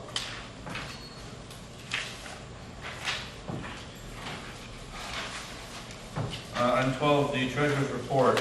Board, when I arrived, I passed out, I can't find my own copy of it. Here you go. You know, it's fine, I got an extra one somewhere. I passed out the screen cap from today from the funding site. You'll see the budgeted $42,000. The expenses today is just under $142. I just want to make you aware there are other items that we've already approved and just or have occurred but haven't hit the site yet. Food for our last meeting, which there's a BMR later for, as well as for tonight on the card. There is a number of small printing charges, I believe about $300. I've got about $400 worth of food, and there's nothing from our upcoming retreat, which has a max of $2,000, as you're aware of. So if you add it all together, we've spent probably about $3,000 of the $42,000, and we will address the rest of the budget on Saturday at our retreat. Okay, any questions to the treasurer about the report? I would like to note for the record that when an MER is approved at a meeting, it goes into the meeting minutes and it's memorialized in the meeting minutes for that meeting. All right, item 13. Andrew? Yes. A lot happening here. All right. Make a motion to approve recurring monthly payments for fiscal year 2018-2019 to vendors such as, but not limited to, HostGator, Storage, etc., More Business Solutions, Apple One, as per the budgeted amount in the operational category. I'll second that. Okay. If you recall last year, we did the same. This motion allows us to not have to come back every month and approve the printing, the food, the storage unit, et cetera, et cetera. We will approve the budgeted estimated amount, budgeted amount for the year. This grants me the ability to make the payments without having to come back to the board for everything.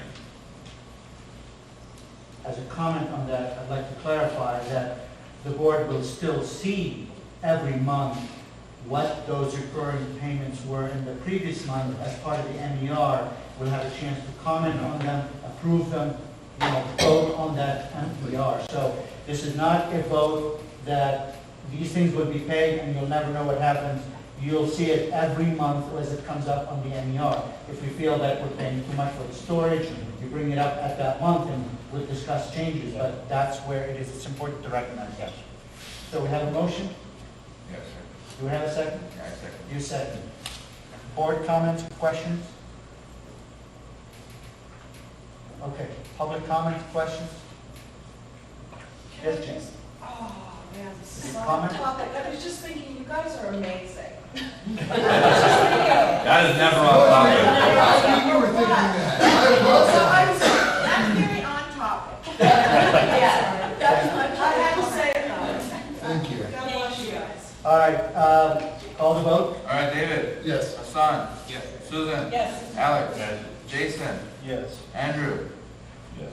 Becky? Yes. Assad? Yes. Gabriel, yes. Isam? Yes. Motion passes. Item 14. Andrew? Yes. They can't have me vote, they're not forgetting me, I can't vote till I go through training. Yeah, so I have to qualify. Come on, Brandy. Should have done that already. Well, I did it several years ago, but it lapsed. Item 14. All right, item 14, motion to approve board member reimbursement to Isam. Oh wait, is that the right one? No. No, sorry, because we got double-sided agenda, it's messing me up. I apologize. Motion to approve a board member reimbursement to Gabriel Cannon for $179.85 for food, specifically pizza, for the July 11th meeting, as approved by the recurring expenses BAC previously approved. Second. I want to point out the language at the end, as approved by the recurring expenses BAC previously approved. That language was adopted between myself and the funding team at the clerk's office. It's a better way of handling this motion. You will see that verbiage on every one of these going forward. Thank you. Board question or comment? Public question or comment? Question for the public comment? All right, thank you. Call the vote? All right, David? Yes. Hassan? Yes. Susan? Yes. Alex? Yes. Jason? Yes. Andrew? Yes. Becky? Yes. Assad? Yes. Gabriel, yes. Isam? Yes. Motion passes. Item 15. I don't know. Thank goodness you're here. Just pull over there. Yeah, we didn't give that. We're saving time left and right now. Motion to approve board member reimbursement to Isam Najm for $124 for the NC storage unit as approved by the recurring expenses BAC previously approved. Can you explain that expense? I sure can. Because we have not held our retreat, because we have not completed the fiscal year administrative packet, even though we have approved a budget in the system, funding issues are abound with what monies are available to us. We were past due on the storage unit and without a way of paying for it. So Isam graciously said, I'll pay for it and we'll do a reimbursement when we are able to be reimbursed. What's the difference in the NC storage unit and the storage, et cetera, locker? Are they the same thing or are they different entities? Same thing. It's the name of the company is Okay. Storage, etc. Thank you. All right, board question, comment? David? So, on a going forward basis, can we just give them our credit card so they can charge us every month so we don't have this problem? That doesn't happen. Go ahead. We can now. That's actually a new feature that they had. Up until literally now, I have to go on every month and manually do the payment and select that I want to use the card again next month, but it won't do the payment next month. I have to go do it. Okay. So when we cross over fiscal years, and again, the board needs to get into the habit of having a retreat like in early June so that we are ahead of the game and we are consistently behind the game in this area, which is why we have these funding. You did have that. Yes. So the remedy long-term is retreat in June. Randy? Retreat? All right, we have a motion. Any other question? All right, public comment? Thank you. Call the vote. All right, David? Yes. Hassan? Yes. Susan? Yes. Alex? Jason? Yes. Andrew? Yes. Becky? Yes. Assad? Yes. Gabriel, yes. Isam? Yes. Motion passes. Who seconded that motion? Two people did. Which one? I think the one about 124. Gabriel and Hassan. Item 16. Discussion and possible action to approve long-term renewal of our domain, PRNC.org, with Network Solutions for a cost not to exceed $700. Okay. As some of you also know, we had an issue in the past few weeks with the domain not being renewed. We have resolved that by renewing it for a year, but to get ahead of this game, since we're going to see it again, I asked for pricing from them for long-term renewals, as you see, 2, 3, 5, 9, and 20-year renewals. Okay? So this is a discussion to see if the board would like to move in a direction to, in essence, prepay for the domain for some amount of years. So if you look at the motion language, it has the individual pricing options that were in front of us. The highest one was 700, so we wrote the motion as up to 700 so that we can discuss how long we want to do that. So just David, Assad, and Jason, and then Grant. Personally speaking, I think we should look at maybe a 3-year term. Anybody else input? Because I don't think we should take the money, we're limited on our funds, so I think we should use the difference in that amount of money for something, a better purpose. So I think 3 years is sufficient because we're taking care of the next board. Well, we've already paid for a year. No, I understand that, but we're also granting it forward. Okay, Assad? I'm for extending it that long. However, the pricing of network solution is the highest in the market. And I think we should shift it to other company. A lot of companies, you can get it around $10, $15. Some companies with $20, you get 30 Gmail accounts other than the accounts which we have. Just remember, our email is not with Network Solutions. Network Solutions only the server host, yes. Just for the, no. For the DNS? It's just the registrant for the domain name. Yes, but it owns the server for the lookup server, yes. So there is a lot of companies much cheaper than I'm that. not disagreeing, I'm just So we saying. should look into another company That's fine. and do, I don't know, 10, 20, 100 years. Okay, Jason? I'd just like to say, network solutions came about when AOL came about. Yes. We used to have dial-up internet. So I think things have progressed, and it gives a timeline of when that was created, that website. So I think we definitely need to look at other options. GoDaddy, or there's several of them out there. But I think that, and let me just ask you a question. This is also including our emails as well? Nothing to do with it. Okay, so it is extremely expensive. This is extremely expensive if it's just a domain. If it's a domain with our 15 or 20 different emails as well, but we need to get other quotes, would be my recommendation. And then along with what David says, I think we're okay right now with a year, another year max. But we have elections coming up, we have a new board coming in, we need to just maintain what we have. We will have our retreat on time next year, if I can have anything to do with it. So I think there won't be an issue. Okay, Randy? So, first of all, what was the cost for the 1 year? How much did you pay for mine? How much did you pay for just 1 year? Yeah, Approximately. just it. I paid about $79 because we got basically, it wasn't just, it was basically half that. I think it was 39, but we got hit with a fee because we were late. Late fee? Yep. Yeah, I mean, So I think it was about just under $40 for the single year. I'm in favor of the concept of the motion. I'm also in favor, however, of trying to shop around if we can, because it is extremely high-end cost-wise. Let me suggest that we table it in terms of not letting us to vote on it and allow the outreach committee to explore options and come back to the board with a recommendation. Great minds think alike. Okay? Thank you. Perfect. All right, so without objection, we'll table the motion. Perfect. Thank you. All right. Thank you. Thank you, Brady. All right, I don't think we have one there yet. item 17. All right, discussion and possible action to approve and certify the PRNC inventory list is correct and complete to the best of our knowledge, and that it contains all items known to us to be in possession of the PRNC, as reported to the Department of Labor Empowerment during the fiscal year 2017-2018.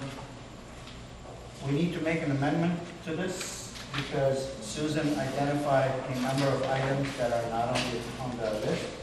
Those lists were documented by the city already, and pictures already are by the city of the, you're talking about the promotional giveaway? I don't know. It was Yeah, a I list mean, of them. specifically like the magnets I counted up, the tumblers I counted up, but I'm confused because I didn't see them on the list. Yeah. So when you say the city has them, they're not on the list, I'm confused.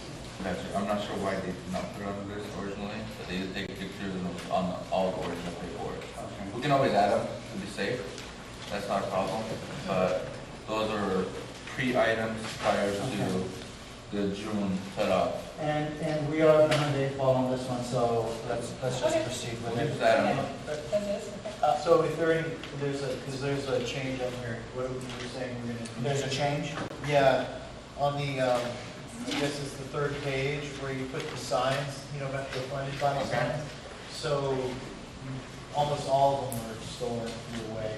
There's 2 right now. Okay. It says 8, so if you could change that to 2. Let me say this. This list is as of the end of June. Well, we didn't have this. Yeah, we do. Oh, okay. And the box. Yeah, Okay, so by the that's- way, Because this is sealing the inventory at the end of the fiscal year. So then we're gonna update it later? How do We're we- going to have to update it next year. Why don't you do this, drop me an email, say 6 were damaged or lost, and there's Yeah. another form we have to fill out, basically to get it off the inventory. Thank you. So, there's a motion on the floor. Can I have a second? Second. Assad seconded. Oh. That's good. Any other board comment, question?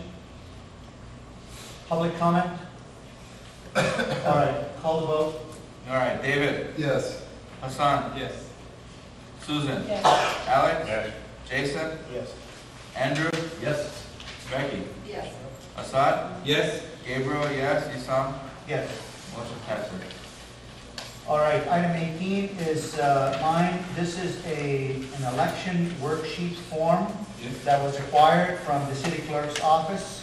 It has, I filled it out to the best of my ability, and it is attached to the motion for our consideration. If there are any, I would like to go through it quickly, and if there's any changes that the board would like to make, let's make them, but we need to vote on it and submit it to the city clerk's office.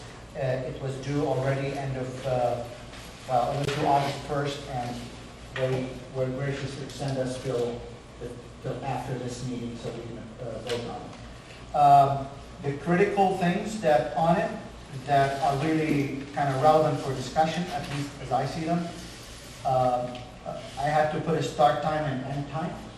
So that is a spot to have any discussion on that. If anybody has feelings about starting at 2 p.m. and ending at 6, if that's not good on a Saturday, let's change those. The other ones, I'm assuming it is at the school here, and a backup as Castle Bay. And finally, translators. They provide one language translator at the cost of the city.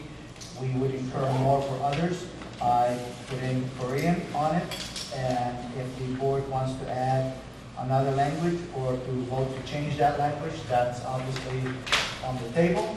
And on the last, item 6, on the back side of the stage, I marked online voting with all poll voting, so basically, a sort of a combination. Yeah.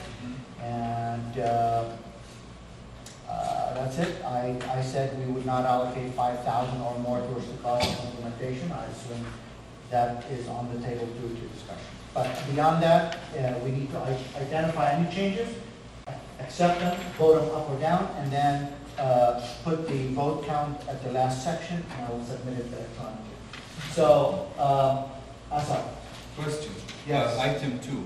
Yes. Can we have it like from 12 noon to 6?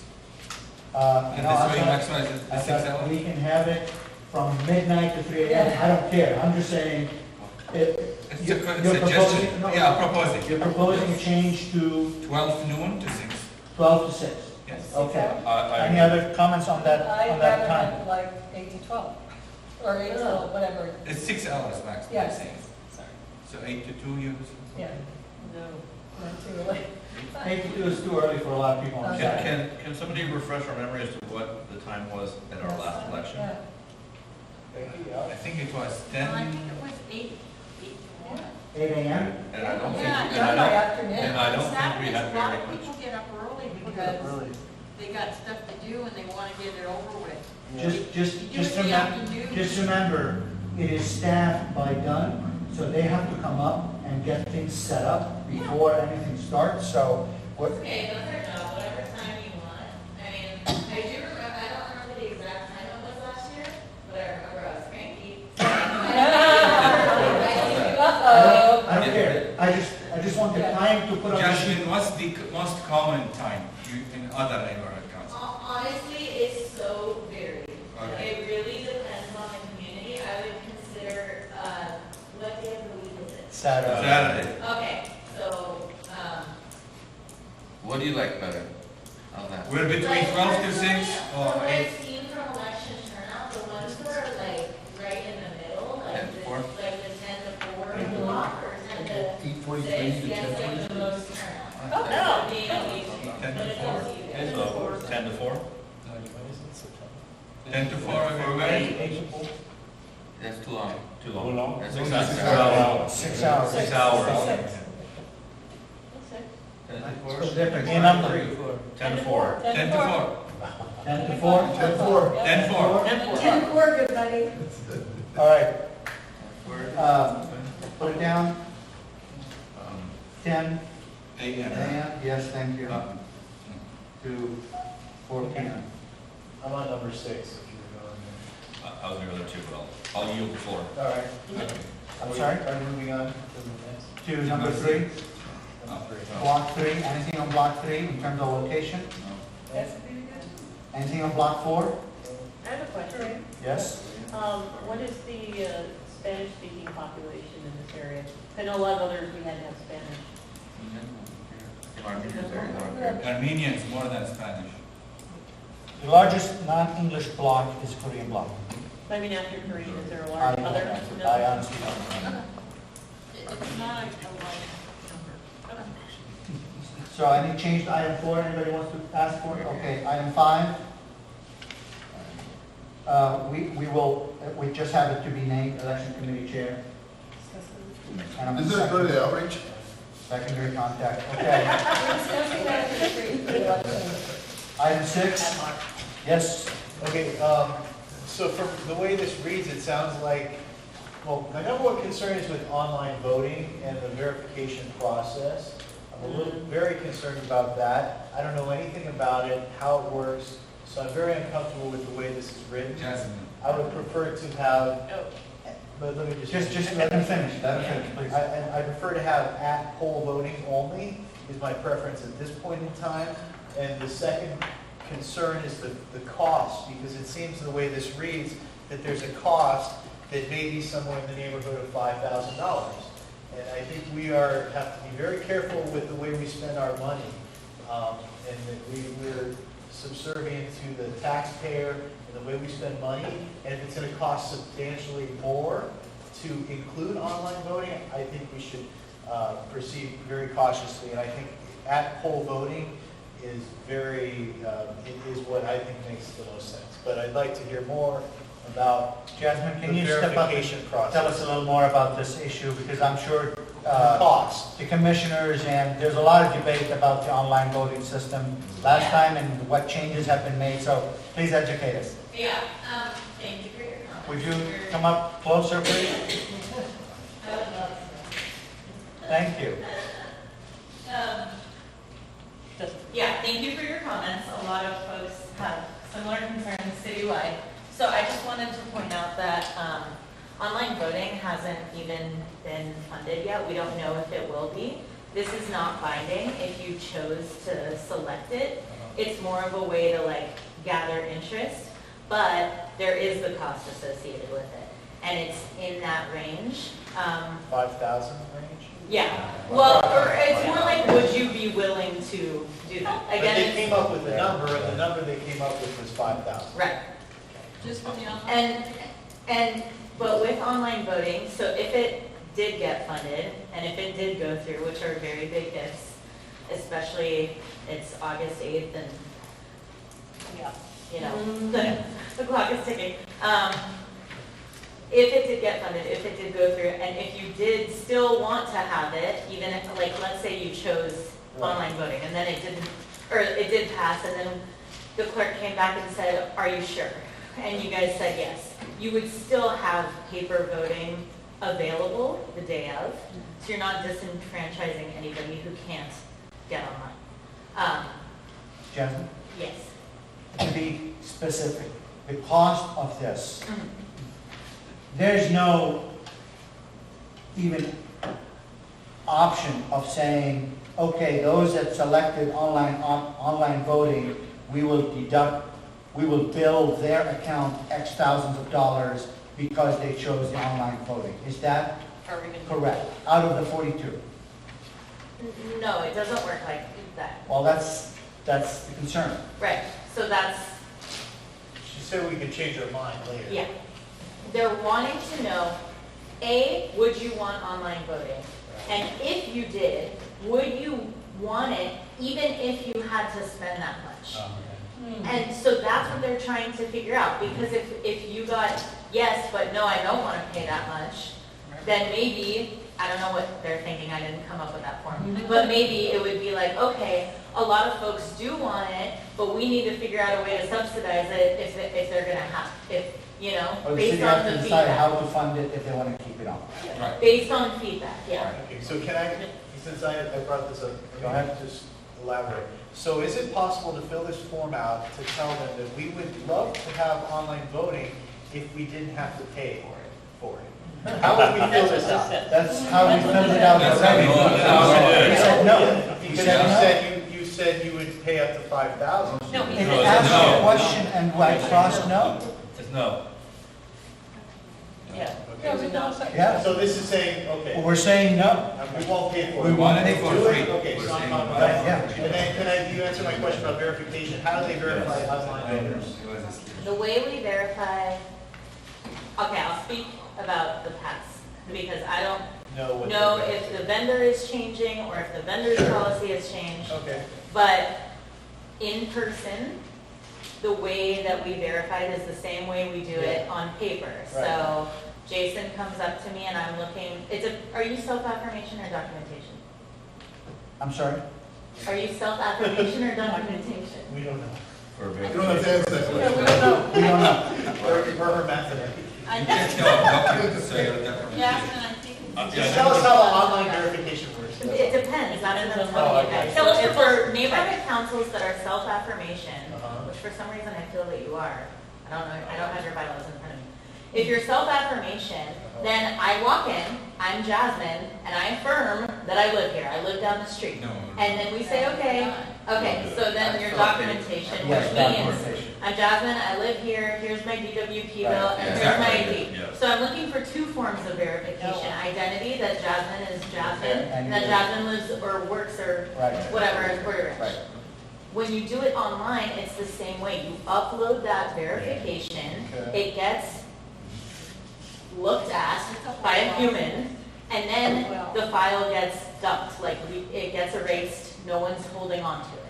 So once it's been verified, it's checked off, and then that person is basically on a list, like they've voted already. So we know that they've voted, so people can't register again. Okay, but the DWP doesn't cross-check anything to make sure it's not falsified or anything. It's just a person looks at it, it's there. That they're not cross-checking that it's not a fraudulent. I just said a DWP bill as an example. Go ahead. There are multiple forms of verifying your stakeholder status in the election As manual, long as and the they're all document's in outlined. there, they'll accept it. It might be a bill, it might be a piece of mail, it might be the deed on a house, it might be, Your driver's license says your address. you can't use Oh, the, sorry. yeah. Okay. Andrew, So, question. it sounds as of this moment, the online verification process has not changed one iota from our last cycle. That's not what I'm saying. Okay. I'm saying, the last elections that we did, that was the process for verification. No, I understand that. I don't know. What changed? Okay, because in terms of the city, it was a hot, bleeding mess last go. Because I know a lot of people who tried to do the online, submitted, never got responses, couldn't get follow-up, so they ultimately didn't vote. Because they said, this is too much trouble, I'm done. So that's why I'm like, has the back office kind of caught up with this idea of online voting? For me, if it isn't overwhelmingly yes, I would say, don't even bother, because it was really bad. Let's just get people in the mindset of coming here to vote on this day. I agree. I agree too. I do too. All right, do I hear, So I'll make an amendment to the motion. just, there's no motion, we're making changes as we go. Randy, last comment, quick. I had my hand up the whole time. Actually, two things. So keep in mind the reason that they're doing this, I work a lot with people who push for online voting in general, is that a lot of people look at this as a good test ground for how online voting could work in the state of California and in municipalities. So by supporting this as trial and error, even if it kind of sucks, it gives us a chance to work out the bugs to find out what we could do if we want to have that going forward, where someday we can vote on our phones. So just keep that in mind. And second of all, if you have to have two forms of ID to vote, I'd like to point out that as somebody who was just put on the board, I didn't have to submit anything to prove anything about where I live. So apparently we have a stronger verification process to vote than to actually be on the board. We have to verify her. Now we're gonna change We have her address on the application. Okay, I'm We have just to saying. knock on the Right. door. Right, you can come to my house sometime, I'm just saying that. She makes good cookies. All right, on item 6, Just an oversight. on item 6, let me just ask by show of hands, who wants to put it at, change it at poll voting only? 1, 2, 3, 4, 5. Okay, guys. 6 want to keep it. How about, who wants to keep it as online voting with at poll voting? There will be online with He missed the question. Okay, there are 3 boxes on item 6. We're asking first box or second box. First. So I asked who wants the first box. I got 5 hands. You can only vote once. On this option. He likes the second one. I'd like to hear it from him. Should we start again? Wait, Okay. we can't have the third one that says affirmation types only, which you just said we're not affirmation type. Can you help me out here? Who wanted the first box? At poll only. 1, 2, 3, 4, 5. Who wanted the second box? Online voting and at poll voting. 1, 2, 3, 4, 5, 6. We're staying in the second box. Thank you. Anything else on this form? Sign it. So let me ask you a question. If we decide, because we vote this way, but then when we vote to spend $5,000, and we don't have the vote, then what happens? We don't have to spend. We won't Hold change it. on, look at the last, We'll We said change- no. All right. we said no to that. We said free. The last question says, if your neighborhood council selects online voting or vote by mail, would your board allocate up to $5,000 or more towards said the no. cost? We put That no. should be free. So that means we're not All right. allocating any money to The it, city should pay right? us. That's what this means? Is that what this means? That is what you're saying, you would like. Okay. I'm sorry, one more quick question. Are there any election costs to the council, period? Yes, They are what? whether you do online or Sorry, paper. forget online. Yeah. We don't do online, we take the cheapest route possible. Mhm. Is there, the You have to clerk give an already told us, allocation. elections cost X amount of dollars, period. We're going to ask her to give us that feedback at the retreat. That's up to Okay. you, and then Good, hold it up then. All right. We have a, just to clarify, we changed it from 10 a.m. to 4 p.m. And that's it. That's it. All right, so on that, with that motion, with that change, can Seconded. I have a second? David seconded. Any further comments from the board, questions from the board? No. Public comment on that worksheet? Call the vote? David, Yes. Hassan, Susan, Yes. Alex, Jason, Yes. Andrew, yes, Becky, Yes. Hassan, Yes. Gabriel, yes, Isam, Yes. and motion passes. How many votes? Everybody. 11? 10. 10? None. Okay.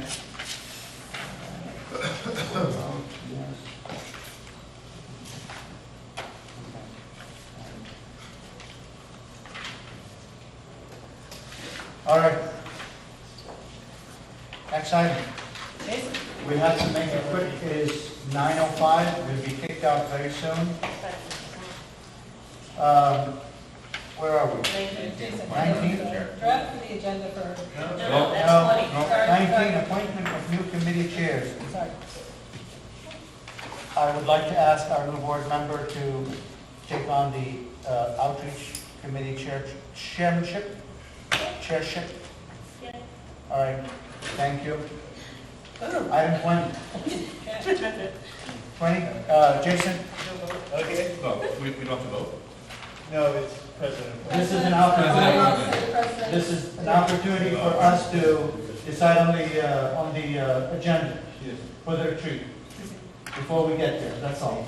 Oh, no, I meant on the appointment, that wasn't clear that. Bylaws and president. Does anybody object? Yeah. Yeah, let's move on. Jason? I'm nodding, that's all. So this is, did everybody have a chance to take a look at the agenda for the retreat? It is, Anything that people want to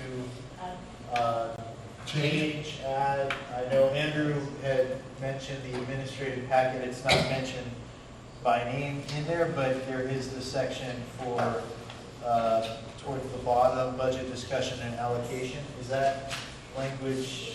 does that serve the purpose of the packet, Andrew? Yeah, that should be fine. It really, the administrative packet is really just our budget plus our identification of like who the treasurer is, the second signer, which I've already pre-filled out, so we have those positions established, as well as just some other website information, PO box.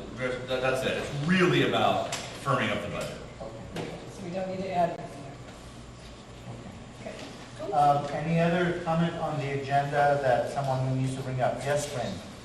Two things. One, under traffic and safety committee discussion, it says brainstorming 2 ideas. I didn't want to limit us to 2. Just brainstorming ideas seems like makes more sense. And the other thing is I'd like an item to discuss outreach, because usually when I do, when we used to do our retreats, it was like a big portion of it was discussing what was approved for outreach to do.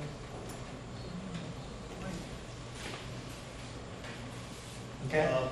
And then where are we going to do our goals as far as, we have to set our goals, CIS's filed, and then letters of back, request for action letters filed. That was up already at budget. No, that should be different. Oh, it's a different, Yeah, we definitely need to cover what we accomplished. So we need to do a self-assessment and go through that process. So, Jason, this is your agenda. Where do you want it to go? Let's see. Let me think for a second. Keep going. Any other comment on it while he's thinking about that item? Where to add it? Towards the beginning. Okay, so maybe between 5 and 6, I think, I agree. That's one of the beginning topics. We want to see how we did before we start talking about committees. Okay. Do we have to submit a self-assessment this year? I believe so, yes. Yes, we did last year too. Yep. Okay, so we have 2 changes we're making here. We're inserting the discussion of the self-assessment, and we're inserting a discussion of outreach activities and planning. Let me Any other ask one other item. Yes. Do we need in this agenda, do you want a motion already to approve the administrative packet? Do we need that on here, or can it just be included as part of the budget discussion? No, because this is a special meeting at the end of the day, so if there's something that we are filling out and approving, then we need to have a vote on it. Then after the budget discussion, we'll have to do a motion to approve the fiscal year administrative packet. Yes. Okay, can I ask you a favor? Would you please reword that item to just to go as a discussion and possible action? That's always the leeway we give ourselves to take action on something, and forward it to Jason so he can correct it in the packet. All right. So Jason, you got what the changes are? Yeah, I guess, let's see, Brandy was suggesting that it's the third down from the break, upcoming year activities and events. That really should just be the outreach. That's what I was suggesting. Yeah. Okay. That And section maybe- should be Do the you want to do outreach. that? That's the outreach. Sure, and then maybe take a few minutes, maybe like 5 extra minutes or 10 extra minutes or something from somewhere else to just kind of expand it a little bit. Esau will work out the time for it. No, no, no. No, it's your agenda. This is your agenda. If you'd like to work with the new outreach chair to massage Okay, it, so that's your then what call. we'll do is, Maybe yeah, 20 minutes for traffic. Brandy and I will do that part. The calendar part should be pretty quick. And then, can we, well, I didn't originally, I don't know where to take time. May I Yeah. point out, the board likes to labor in financial decisions. Okay. I don't care how big they are. The budget issue is very likely to run long, okay? Yeah, right. So I just want to preface everyone to be aware. Okay. I want to tell you all between now and then, you guys, I've said this now for many months. I hope in your committees, if you've had any meetings, that you have already thought about things you'd like to do Yes. and what you think the costs are.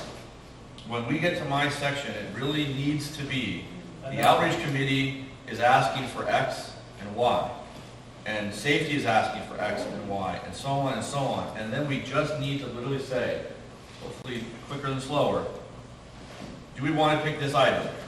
You know, let's take the list and then narrow it until it fits in our budget, and then we just run with it. We could spend probably the whole day nitpicking over the 42 grand just for that component. So just, we need to be very circumspect when it comes to the money at the end. And when we talk about those discussions for all of your committees, you already have costs associated with your ideas. So we can move along quickly when it comes to the budget. Why is lunch so long and non-productive? Like, why are we taking an almost hour-long break instead of eating while we work? We could do that, that would cut out some time. Yeah. Because it's buffet, so people get up and get it and come back. Yeah. All right, let's do that then. Why don't we make lunch 20 minutes? 20 minutes lunch. There you go. 20 minutes lunch. We'll serve, and then we'll jump back in. Okay, just remember, it takes more than 20 minutes for 30 people to get up in line to a buffet and sit down. So 30 minutes? just keep that in mind. I don't care, just keep that in mind. We have I some. can talk and get stuff done. Yes, Alex. How many people, stakeholders do you expect to see at the retreat? We have an RSVP list. How many do we have? 15 stakeholders confirmed. 15 only? And remind everybody how to RSVP at RSVP@PRNC.org. rsvp@prnc.org. All right.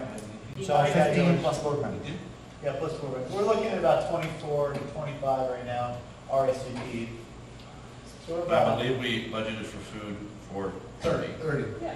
so we we'll have leave that number breakfast, at it. we have breakfast and lunch, we'll have plenty of food. Oh, yeah. I don't see any problems. I don't either. Okay. So Jason's going to redo the draft and then bring all the copies out. I don't have this, I didn't write this up, so somebody's going to know. Yeah, it says brainstorming 2 ideas. You have it, but yes, I will send it again. All right, we don't need to take action on this, we've kind of discussed it, so we're good with that unless somebody feels strongly otherwise.